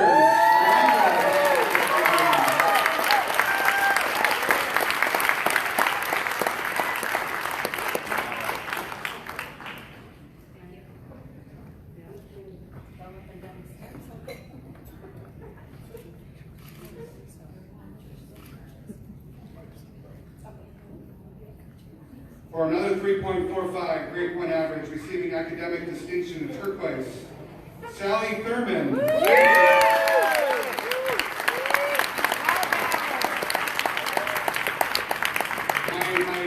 elders would say standing rock, not standing rock, standing rock. Congratulations.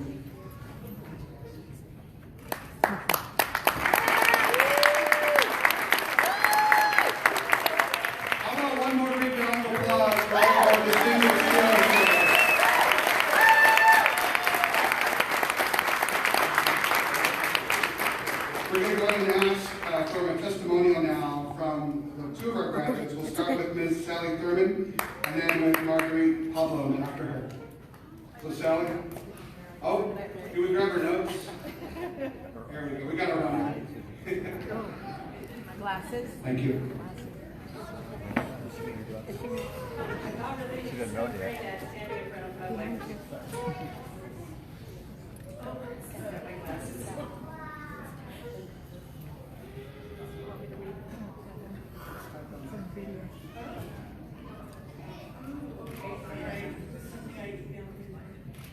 Hi, I want to give thanks for allowing us to be guests of the Agua Caliente Band. We at Indians Homelands first. Thank you, Lola.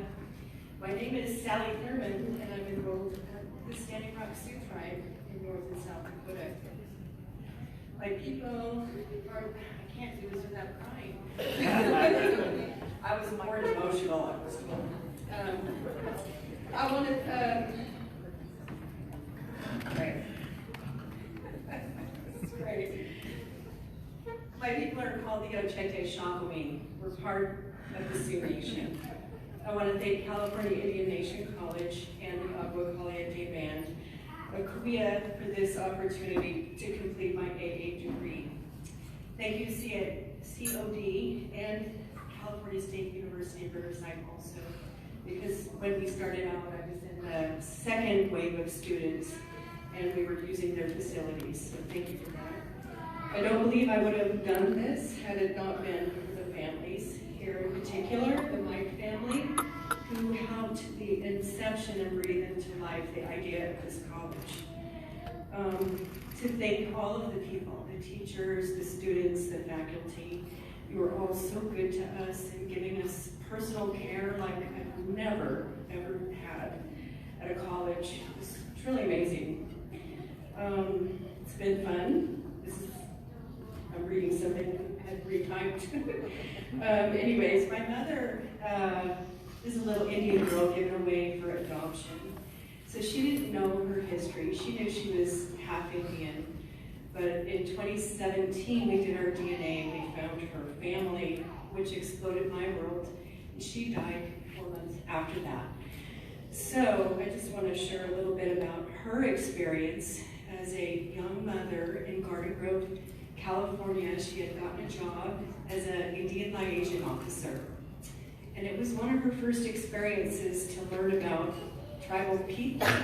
She had been raised in Indian boarding schools, just like her mother, both adopted and biological, as was her grandparents and great-grandparents, all the way back to the 1870s, when our people were incarcerated there at CINC and Standing Rock. She would go into classrooms wearing her homemade regalia, back to wearing the necklace she made and wore to those elementary rooms, cooking fried bread and showing arts and crafts as she collected them to present to children about Native people. And on a rare occasion, she would encounter a little kid who would be afraid that the Indian might attack her or him. So it was a good experience for Mom to learn something other than what she had in the Catholic Indian boarding schools. That was her first experience. Mine was here with CINC. So like Mom said, when she would watch movies, she would root for the cowboys till somebody set her straight. Yeah. And part of my experience at CINC has been to be set straight in a different way by having my role opened up to the local tribes and the students and the people here that gave me something I never had. Just even the opportunity to say I'm Indian.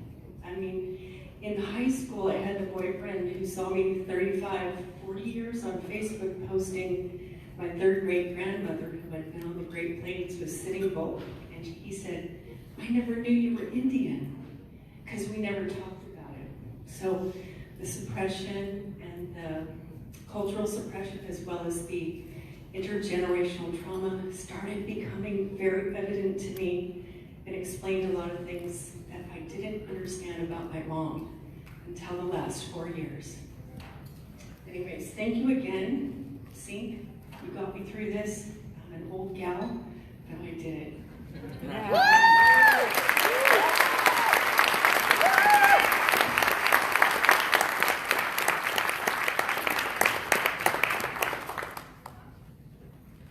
All right, Ms. Marguerite Pablo, how about a big round of applause?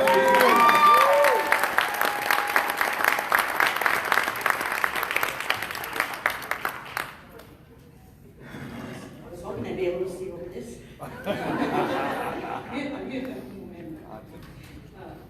Neneto Marguerite Pablo. My name is Marguerite Pablo. I'm from Palm Springs. I was born in Palm Springs. Nehemakina, Sekina. I'm from Morongo, not authentic, but my family here is from Okinawa.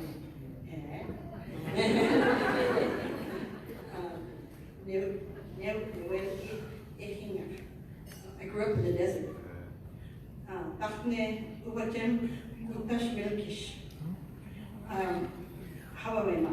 My teacher spoke English. Then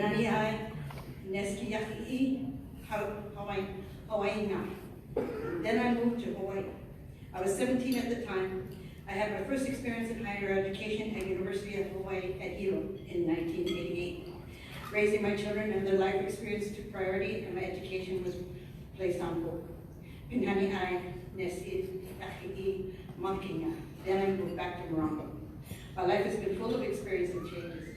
Part of these changes awakened the desire to return to college in 2016 because Aaron Sabo, we said, let's go to college. And then when I was all registered and ready to go to college, full scholarship and everything, he said, I can't go, I gotta work on the mother. It was time for Hewitt, so I still. I graduated from Mount Santa Civil College in 2019 with an AS degree in Social Behavioral Science and an AS degree in Humanities.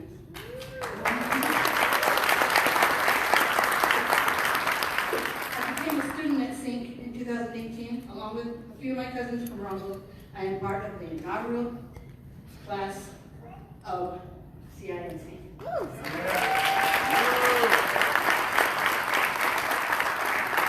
also part of the inaugural graduating. And I will be transferring to UCR at the start,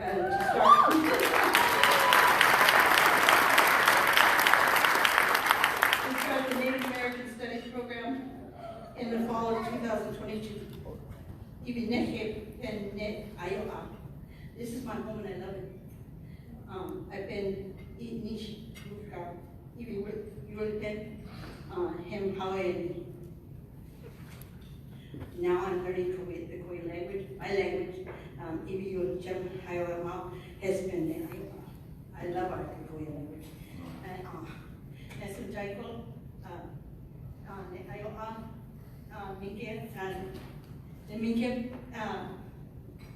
Teachers and everybody who helped me get to where I am right now. And Mom and Daddy, I did it.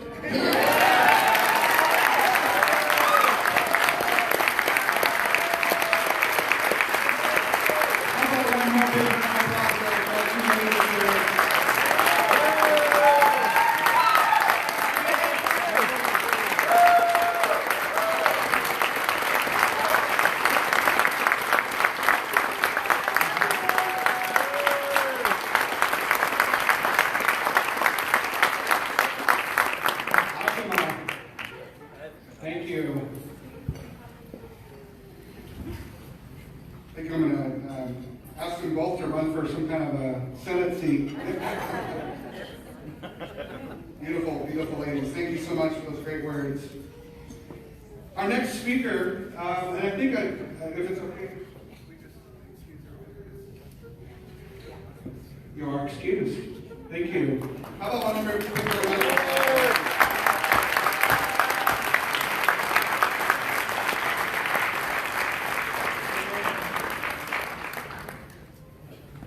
We're so very happy to have our next speaker, who's been a very big supporter of California Indian Nations College, supporter of a lot of our communities, not just the tribal, but also the non-tribal communities as well.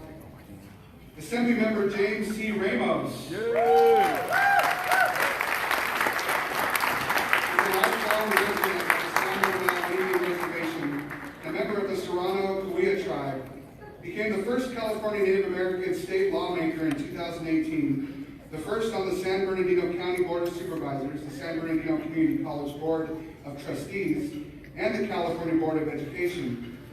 A small business entrepreneur, he is the former chair of the San Manuel Band of Mission Indians.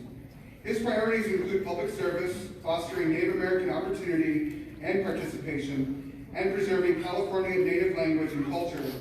He co-founded the San Manuel Band's Cultural Awareness Program, was director of the annual California Indian Cultural Awareness Conference at California State University, San Bernardino, and is past chair of the California State Native American Heritage Commission. Since joining the legislature, he has authored legislation to reduce the rates of murdered and missing indigenous people, ease the repatriation of Native American remains, aid foster tribal youth, increase Native American voter participation, create a monument to Northern California tribes on Capitol grounds, and a paid holiday for court personnel on Native American Day. Assembly Member Ramos also works to promote regional business, economic, and social opportunities, and serves on the Loma Linda University Children's Hospital Foundation, the Foundation Board of Governors at Cal State San Bernardino, the Dorothy Ramon Learning Center, San Bernardino Valley College Foundation, Arrowhead United Way, and KVCR Public Television Foundation for Education. He chairs the Military and Veteran Affairs Committee, California Assembly Select Committee on Native American Affairs, and the California Native American Legislative Caucus. He also serves on the Assembly Budget Committee and the Budget Subcommittee number 1 on Health and Human Services. He's a passionate advocate for mental health services and successfully authored legislation to create California's first statewide office of suicide prevention and legislation to help students who are victims of bullying. Assemblymember Ramos is also a member of the governmental organization, Local Government and Jobs, Economic Development, and the Economy Committees. Awards include an honorary doctorate in humane letters from Northern Arizona University, the Keeper of the Light Award for distinguished contributions to the Inland Empire education community, and the San Bernardino Sun recognition as one of 10 who made a difference. He is a past recipient of the Congressional Community Leadership Award. Please join me in welcoming the Assemblymember Ramos to this stage at this time.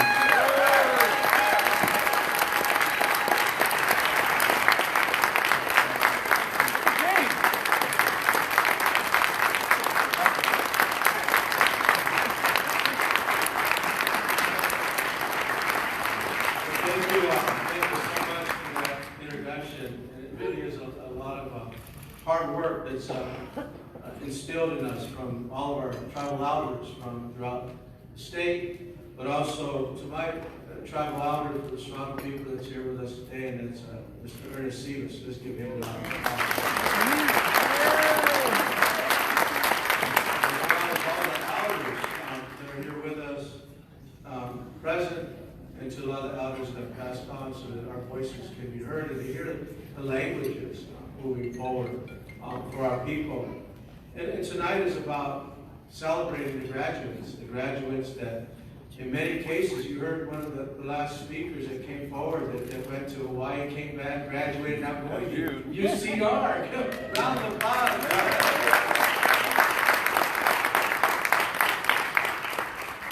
Because it wasn't always that way where we could freely go into education and to be welcomed in an environment. So CINC provides that environment for us to feel welcome in moving forward in our education.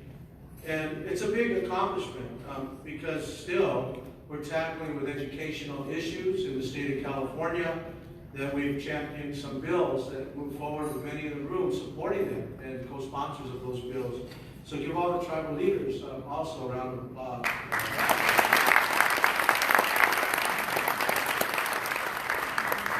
But to see the graduates and the graduates being able to come up on stage and accept their awards, and to see the crowded room of everybody that's in this room to support you in your endeavors moving forward, no matter where you're at in life, no matter what age, no matter where you are. Education is important because that's one of the few things that no one can take from you. There's different things, our culture, our spirituality, and education. Those three things, once you attain them, no one can take that from you, and that's what we're celebrating here tonight.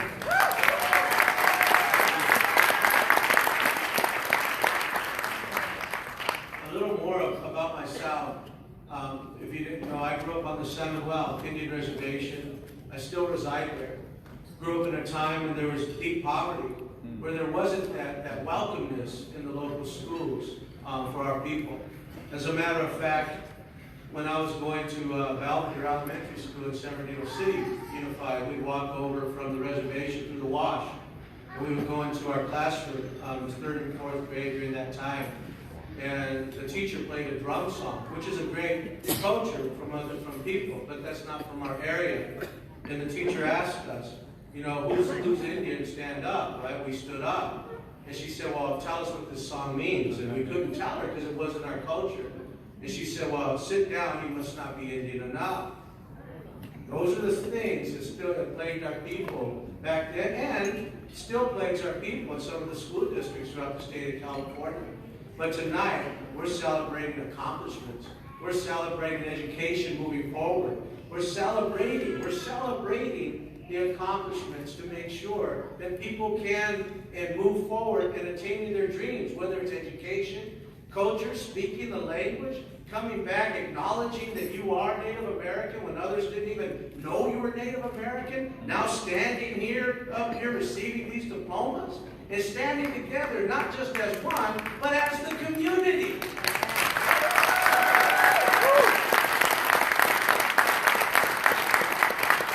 These are things that are instilled in each and every one of us. When we grow up in different areas, in my case on federal Indian reservations, others in urban communities in the state of California, There's issues that still need to be resolved. Issues like education. We move forward the California Indian Education Act that brings to the first time across the state of California to bring to the 3rd and 4th grades the factual sights and sounds and education of California's first people.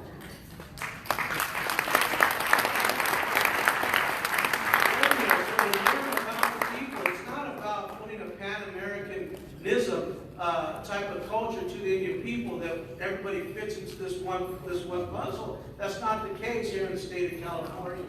Here we have Serrano and Cahuilla up in Sacramento.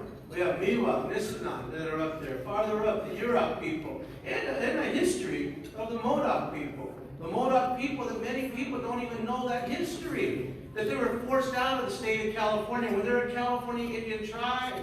They were forced out of the state of California. Now members live in Oklahoma, now in Oregon. But they're from California. That part of history has never been told. The history of our people, just right here in our local areas, of militias that were formed to rid the places of Indian people, not only in the state of California, but close to home. Many of the tribes represented here today face those atrocities. It's about time that we educate the state of California of the past, the horrid past that was inflicted upon California people.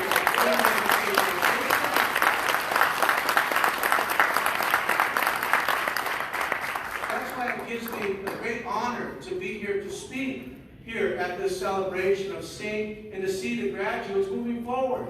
There still is a need in the state of California. The graduates here continue to be that voice moving forward. And some will say, well, you know, different things happen in Sacramento. Some will say, well, Indian people will never get to Sacramento to represent people in the state of California. Well, let me tell you, people told me that, but now I represent the 40th Assembly in the state of California.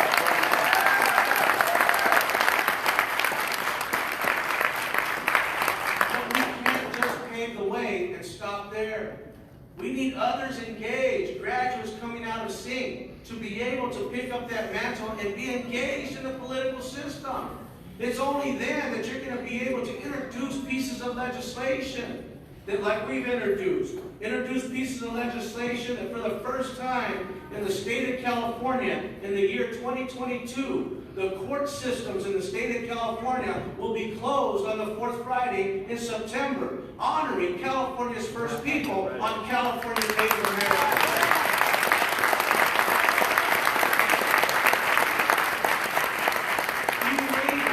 Being able to make sure that school districts know that when our people are graduating, that they're able to wear a regalia at graduation.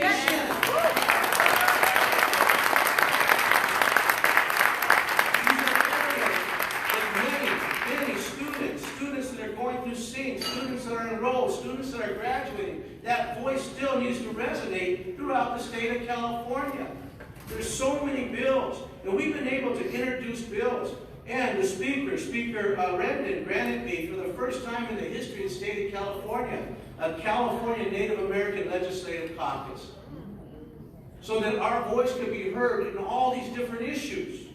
We sit on budget and sub 1, and we started to see how ongoing funding for urban health clinics was being taken away. We stood up and we've advocated on that, and then $15 million was put back into the budget, and we're fighting to get ongoing funding of $20 million a year to ensure that health care, when we talk about health care in the state of California, that it truly includes the Indian people.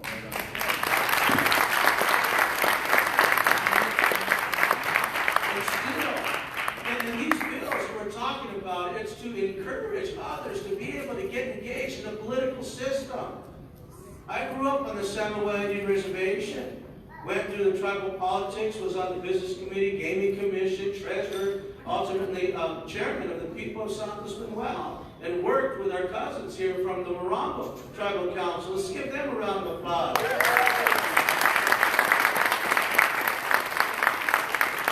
And we need others to be able to get engaged in the school boards, in the county board of supervisors, at the state legislature, and in federal Congress. where California has not sent a California Indian to federal Congress to represent the state of California. I think it's about time that we get people equipped to fill those shoes to move forward.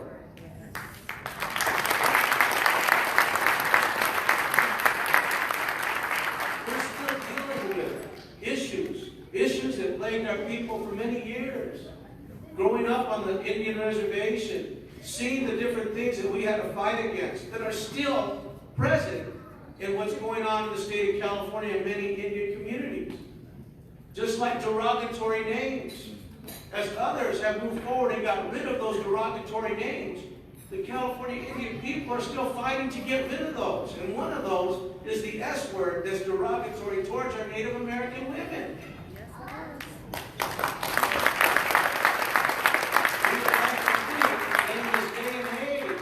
So many unity and diversity coming together that there would be support to move forward people freely to get rid of those names. Some did. A ski resort up in Northern California got rid of that name, the S word. But others have dug in and have claimed to keep that name because it's not derogatory towards Native American, is what they say. And I'm talking about a valley in Fresno County. So it prompted me to introduce a piece of legislation. And it just so happened to get the number 2022. AB 2022 is the S-word bill that made it out of approach today so we can move forward and get rid of derogatory names.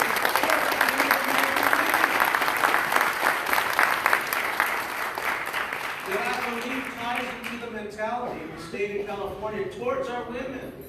Towards our women that has led to the crisis of missing and murdered indigenous women, indigenous persons in our communities. We held a hearing in the state of California where we talked about this issue. The Attorney General came forward, and we also had a play that night with Isabel Madrigal, who brought forward the play that talks about these issues. And the first partner sat through the whole performance. So we do have the attention of the administration. But what we're lacking in the state of California, where other states have moved forward, like Washington, they have an alert system for when somebody, an indigenous person, goes missing, an alert system is triggered. We don't have that in the state of California. That's something that we need to advocate for. That's something we need to write letters about. That's something that we need to keep the pressure on until we get that alert system for our people. These are issues that we're only able to tackle because we sit in the seat. We sit in the seat of an elected official for the state of California, able to write bills that affect our people. Because representation truly does matter.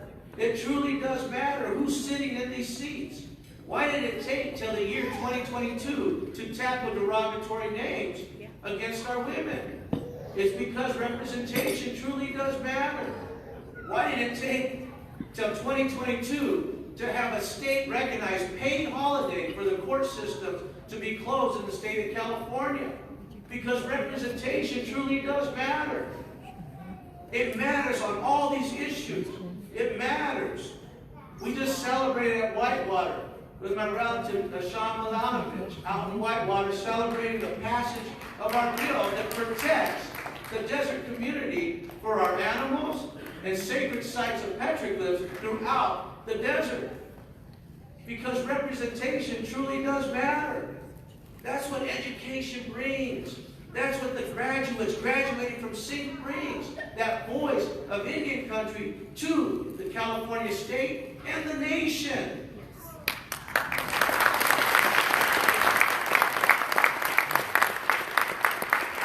When I was growing up on the Samuel Indian Reservation, I never thought that I would be in the state legislature. But now that we're there, we're doing a lot of work. But we can't do it alone. That's why it's so important for those that are graduating to see yourselves in those seats. There's nothing different between you and anybody sitting in any of these elected positions. From school board to county board of supervisors to the state legislature and federal Congress. It's our voice that needs to be heard in all these decisions being made. We also have a big bill that got out of approach that's dealing with a law school up in San Francisco, where for many years as Indian people, we knew about the horrid past in the history that took place. This founder that founded the law school in San Francisco gained his wealth and fame as a land baron. But when he came, that land wasn't free. There was people that were living there. And how he got that land, and it's documented.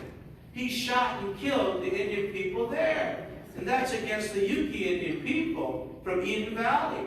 And then forced the tribes to live together in Round Valley Indian tribes. So when they started to come forward, and now people are exposing that horrid past, now they want to talk about changing the name. But they're leaving some people out of the discussion. They were leaving the Indian people out a seat at the table to discuss those things and to attest for the atrocities that was inflicted upon them. Representation truly does matter in the seats that we aspire to get to and where the graduates will be able to aspire to get to, because if we weren't sitting in the state legislature and caught wind of this, we wouldn't have been able to introduce 1936 that calls for the Indian people to be at the table during these discussions. And we've worked through that bill. We've identified so many restorative justice components in it, and we made sure that at least 12 meetings have taken place with me to ensure that the people are at the table and to make sure that that horrid past is not something that's swept under the table, but it's something that's exposed for future generations to learn about, to learn what truly happened here in the state of California, not only against our people here in this area, but across the state of California. It's time that that true history comes forward. In 1936, after some hard work, made it also out of appropriations today. So that'll be going to the full assembly floor. But representation matters. Education matters. The dream that the Mikes had of putting this together. I remember going with Robert Levi up to Washington, up there to the Lummi Indian Reservation to sing some songs that are there that we sang, and we had good programs. We started the Tribal Unity and Cultural Awareness program together. But education does matter. Education and the attainment and the support of families to those graduating. And to hear our language being spoke when we're dealing with another issue around boarding schools, where that language is trying to take away from our people. Now we're speaking our language and moving forward for our younger generation to move forward. So I'm proud to be here today. We just flew in from Sacramento from one of our sessions, but I came here because I wanted to speak and show my support for those that are graduating and the future graduates and the enrolled students in the school. Your voice does matter, and it's needed in the state of California. Continue to aspire to go after your dreams. Continue to aspire to move forward. Continue to speak and learn your language. Continue to share your culture with those around you in the state of California, because it's time that the state of California realizes that our language isn't gone. Our language is being spoken and being taught. Our culture isn't something of the past. It's still being done today.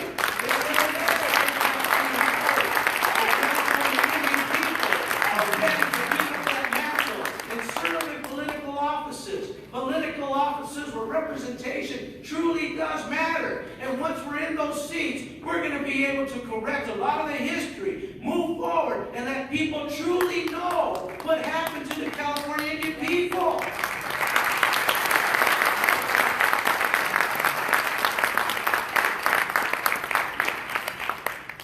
There's a lot of issues that are out there, and it gets tough. It gets tough being the only California Indian person in the state legislature. Last year, we had a monument, a hard-fought bill, AB 338, that we got into some debate with a senator out of San Diego. And I'm bringing this up because this is the challenges that we come against. We come against these areas where we talked about putting up a monument in the Sacramento grounds, a testament to the Miwok and Nisenan people. And the senator came forward. During my testimony, we talked about how Junipero Serra had Indian people shackled, both sexes, in the Monterey Bay. And France's president at the time came in and chastised Junipero Serra. I said, this is what happened to the California Indian people. That particular senator stood up and said, well, that was just a form of public safety during those days. And at that point, we could have disengaged. Because it is truly, as being the only California Indian person there, picking up that fight. But we didn't back off. We engaged. And we set the stage straight. So much so that we got that bill through. That Senate GO committee and off of the Senate floor and to the governor for signature, and it stands as law today. But these are the issues that we need our own people to be able to stand up and fight, because we know how these issues affected our people. The graduating class here today, I congratulate you on aspiring to reach your dream. Let's give them another round of applause.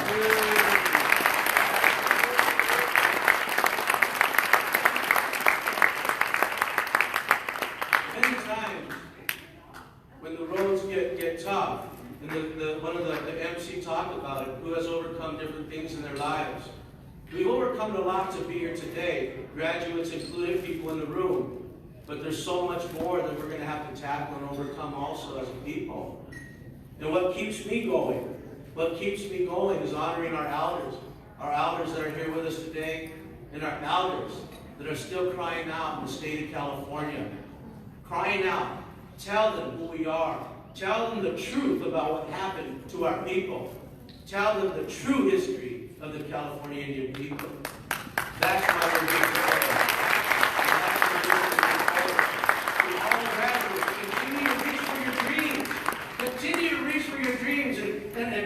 One of them always says, Mom, Dad, I made it, right? She said that, I made it, right? We all made it. It's where do we go now from here? Get that voice moving forward in our community to lift up our voice, lift up our elders, and start to change the perception of who we are as California Indian people in the state of California. We can all rally around one another and to move forward in those political offices, to move forward in our tribal councils, and to move forward in one accord as one people to lift each other up to fight these issues. It's not a time to be divided. It's a time to be united, to be together, to move forward and honor graduates like we're honoring here today. Thank you for allowing me to speak.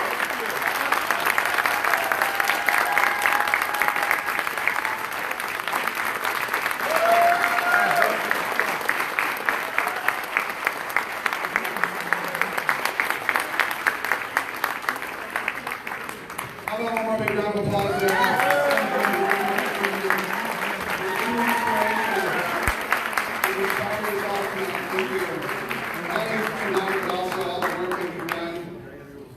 And we'll continue to do. We've got to get reelected, everybody.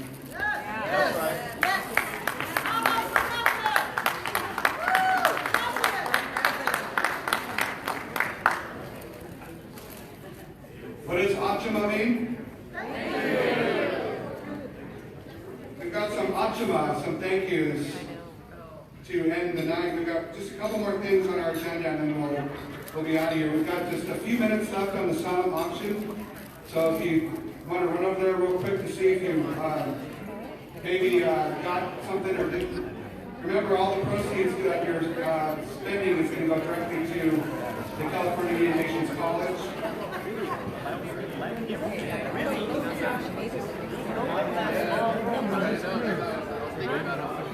They went to the office. They went to the street and put them on office. How close they got.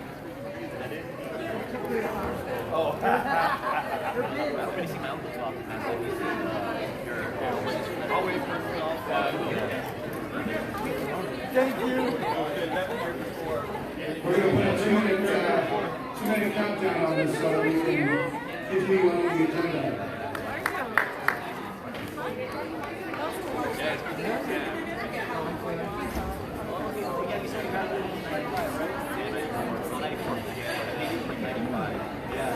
We definitely want to thank our viewers that are watching online. Yeah, sorry that it keeps going up into the ceiling.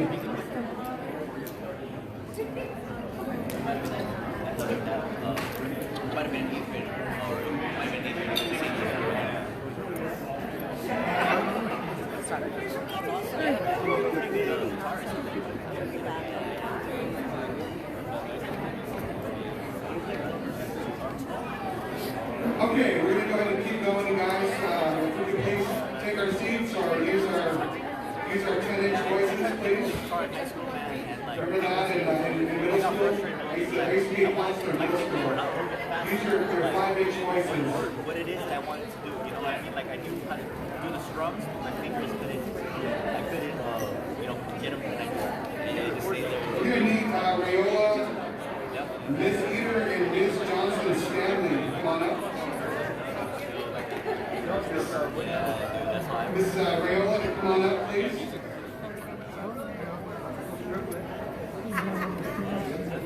All right, our next speakers are ready. We're going to go ahead and have them come to the podium at this time.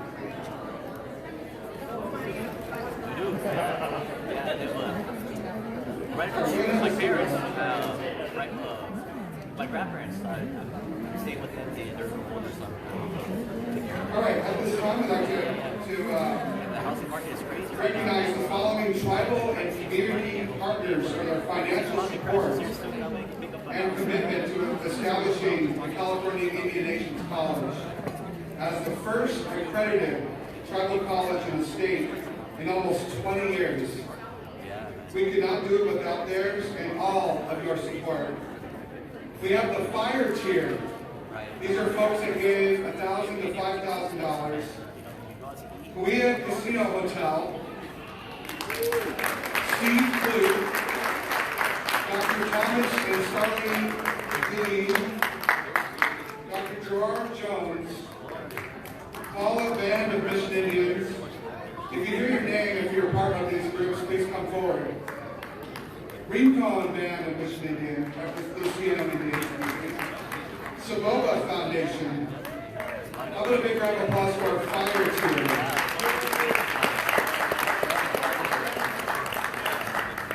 All right, for the bear tier, this is $5,001 to $25,000.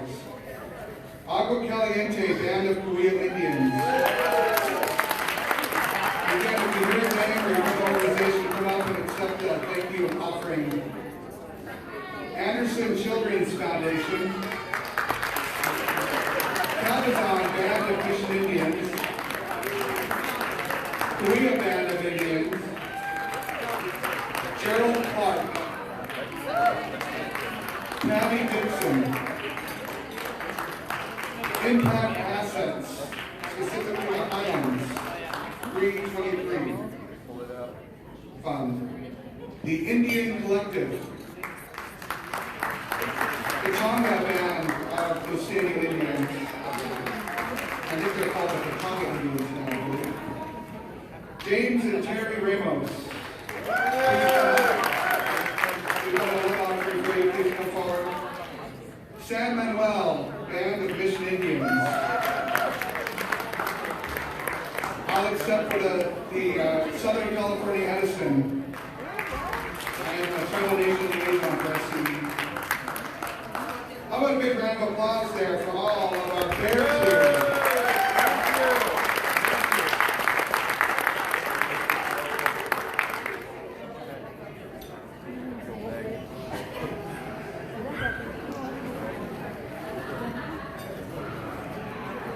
We're going to wait just a minute while we get this folks behind me here collecting their awards and love offerings.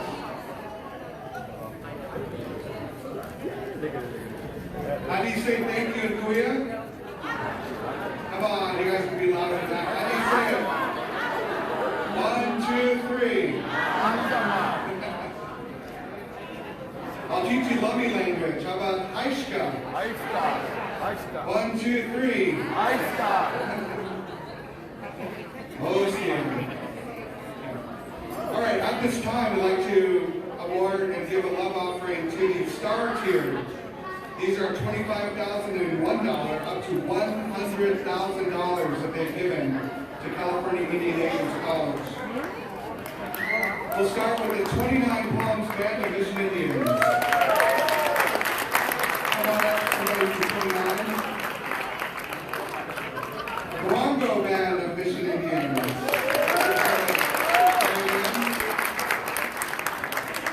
The Teresa A. Mike Scholarship Foundation. Come up. Teresa Mike and the Mike family.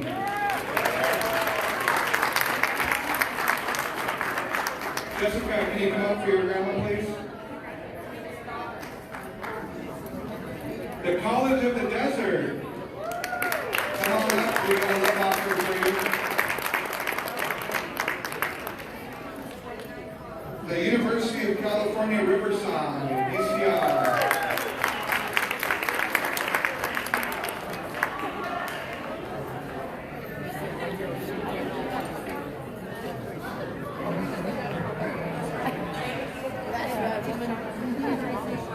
How about a big round of applause for our Star Tier?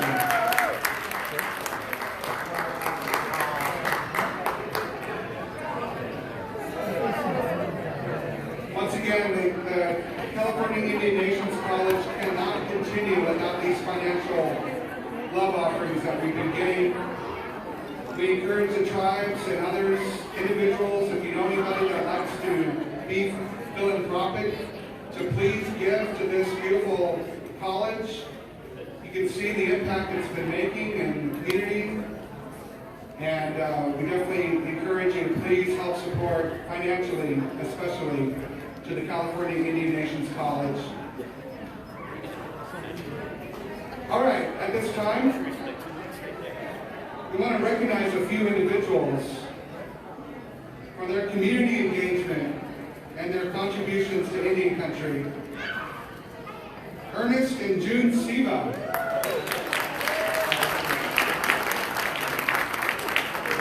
We cannot say enough of this loving and beautiful couple. Please, if you guys are speaking, please, all eyes up on the stage, please. Please be respectful. We've got folks that we're thanking. And these are not just people or organizations. They mean a lot to the college. So please, if you have conversations, if you need to take them, you can do them outside, please. Thank you. We want to be respectful of everybody. Thank you. And they deserve a standing ovation. Yes, they do. For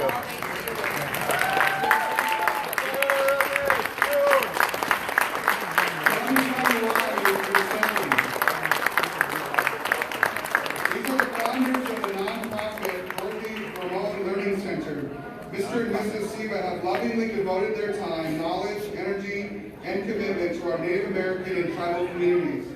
Their diligent devotion to reclaim, revitalize, preserve, and relive our traditions, ceremonies, history, storytelling, and songs is unsurpassed.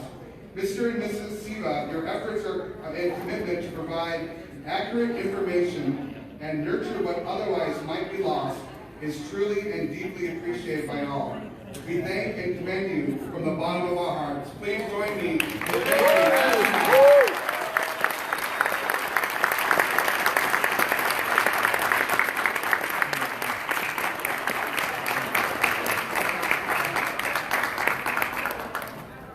Our next Achima, our next thank you, is to Henry Vasquez.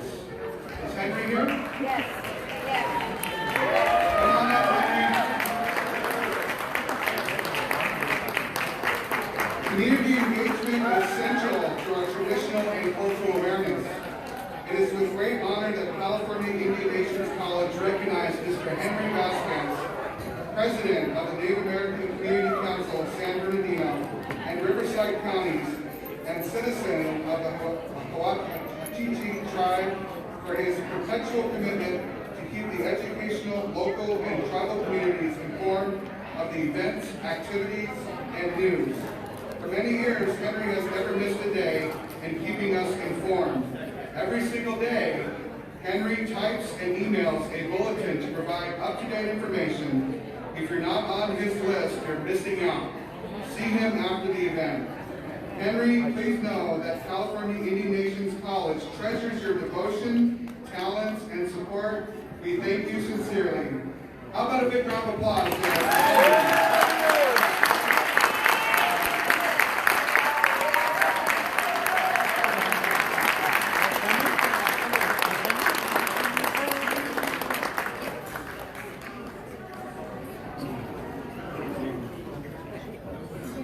All right, now coming to the podium, we're going to invite Rayola Eater and Ms. Johnson Stanley to say a few words.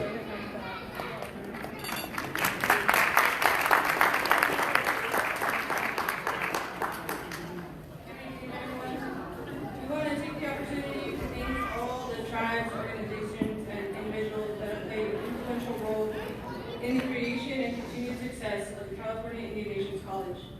As many of you know, the college solely relies on the generosity of our community members and entities that have equally invested interest in our culturally responsive approach to a higher education. While CINC does not receive financial support from the state or federal government or government-related programs, the college still commits to offering fully covered tuition and other expenses related to student life, such as books and supplies.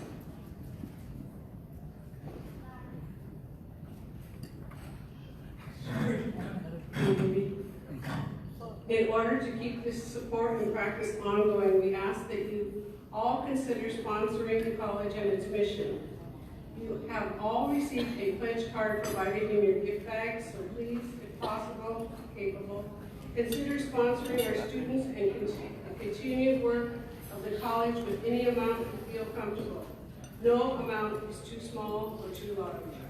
As the mission of CINC is driven 100% on the generosity of the people in this room, thank you all, and it's continued our celebration of the resilience shown by CINC students and faculty.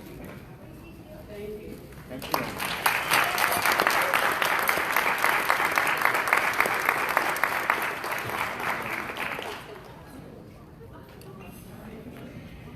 Absolutely, we definitely, like I said earlier, we need financial support. Whatever you can give, $5, $100, whatever within your heart. 100,000, 10 million. Believe me, I'm talking to STD as well. So. At this time, we're going to do the raffle presentation. We want to present the raffle and instruct all winners to collect their goods. We're announcing that under one chair at every table there is a raffle ticket. If they find this ticket, you have to do my dishes, you have to,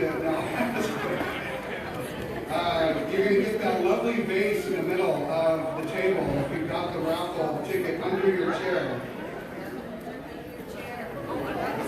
Are you kidding?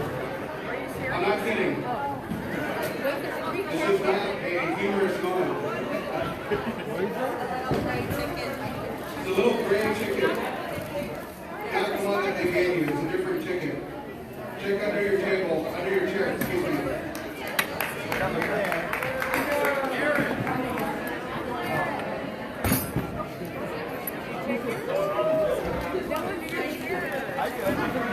All right. Under the chair. All right, so what we're doing, I'm sorry everybody, there is a miscommunication on that one.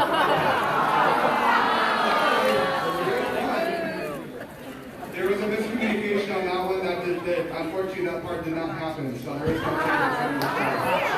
I wasn't a joke, I promise you, it wasn't a joke. Marty has it. It was miscommunication.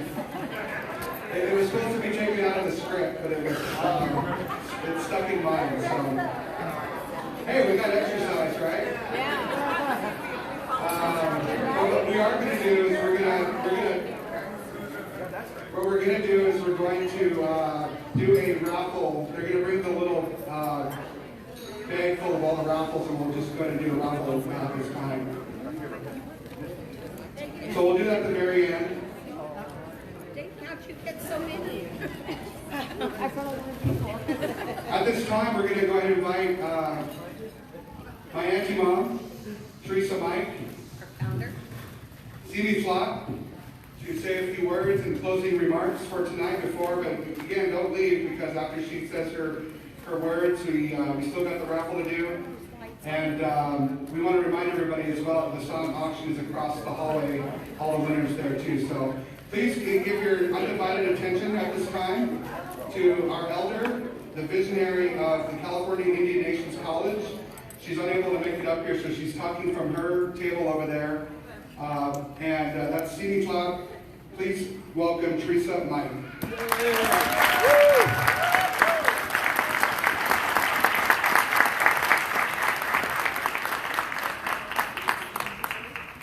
I'd just like to close the evening by thanking everybody for your time. If there's anything in life that's really hard to do, that's to give your time. And anytime you do that, it's very much appreciated, not only for our students, but their families that we've come to celebrate. When we started this back in 2015, they thought that was the beginning of it, but that's not really true. Back in 2002, I was going around the country with Luke Madrigal, who has since passed away, talking about this very college. I was called to several meetings during that century to talk about a Native American college in California. And it never came to fruition at that time. But I never gave up on that dream, that it would still happen. And if it wasn't for Spotlight 29 Casino and my family standing behind me and my dream of California Indian Nations College, we would not be sitting here this evening. Thank you.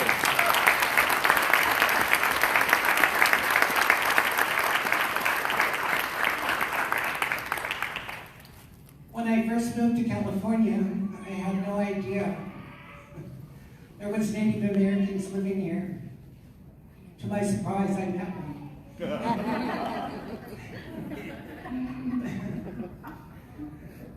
So it's been a journey for sure. When you grow up on the reservation, you think you're never going to leave it your whole life. It is your life.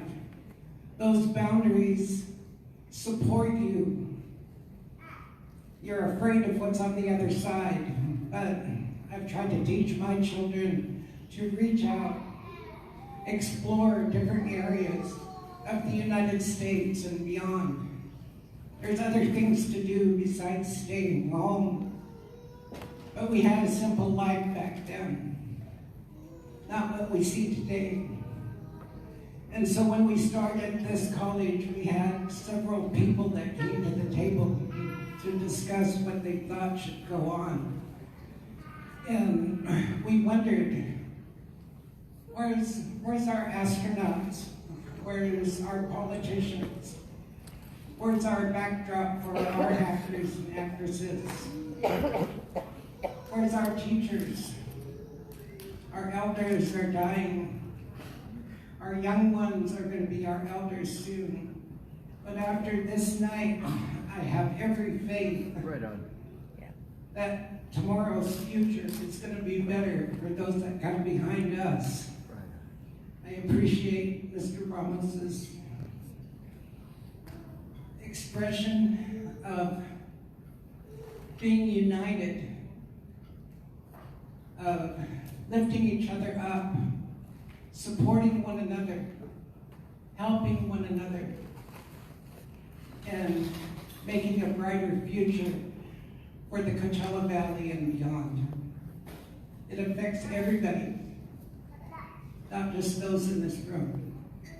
So I thank you for everything that each one of you have contributed, especially your time this evening, your support, both financially and otherwise.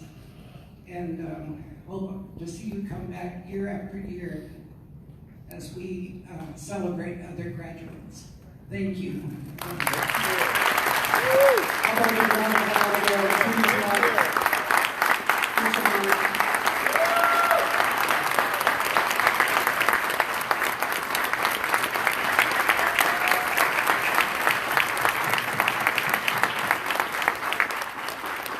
Those of us that were raised by her were very, very wealthy. She, God, now I'm gonna start crying. Yeah, amazing. Who does that? Who starts a whole college? My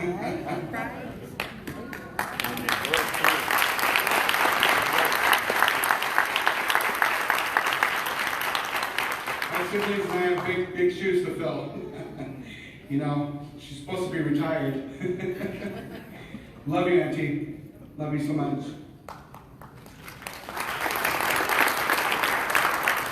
All right, we want to give those vases, as they say, away to the eldest person of the table. So you're going to have to talk to each other. Who's the eldest? Whoever's the eldest gets that beautiful vase. Or vase, as we say on the roads. Okay? So, oh, I see people doing rock, paper, scissors. Some of them are denying being as old as experienced as they are. Yeah, maybe we should have given it to the youngest. All right, now we're going to give away, the last part of our work here today is to give away a gift basket. And you guys all received those gray tickets that we thought were underneath your chairs. So again, we apologize for that snafu again. But we're going to go ahead and call a number, and if you're here, we'll give the gift basket away. Where's the gift basket at, by the way? What does it look like? Is it here? Can we bring the gift basket up? Okay, looks like Ryan's going to hustle out and grab it for us. It's out there on the table. Did we have a good time tonight?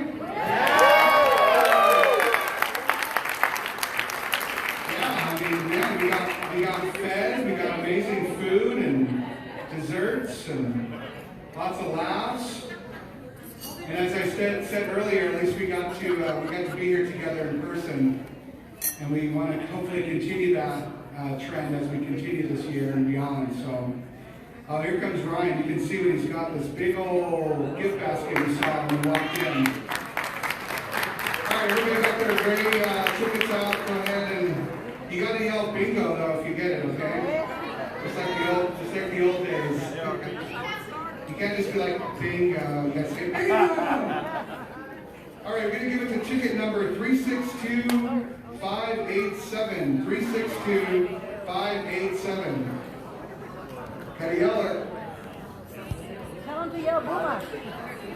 Boomer? No?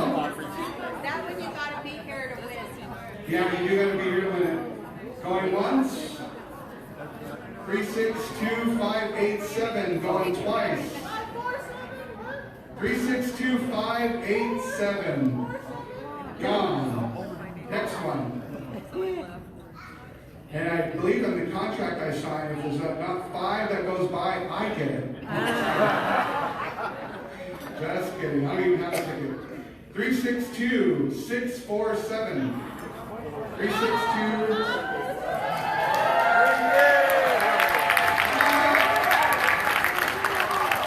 If you didn't notice it, it's the California Indian Nations College swag basket.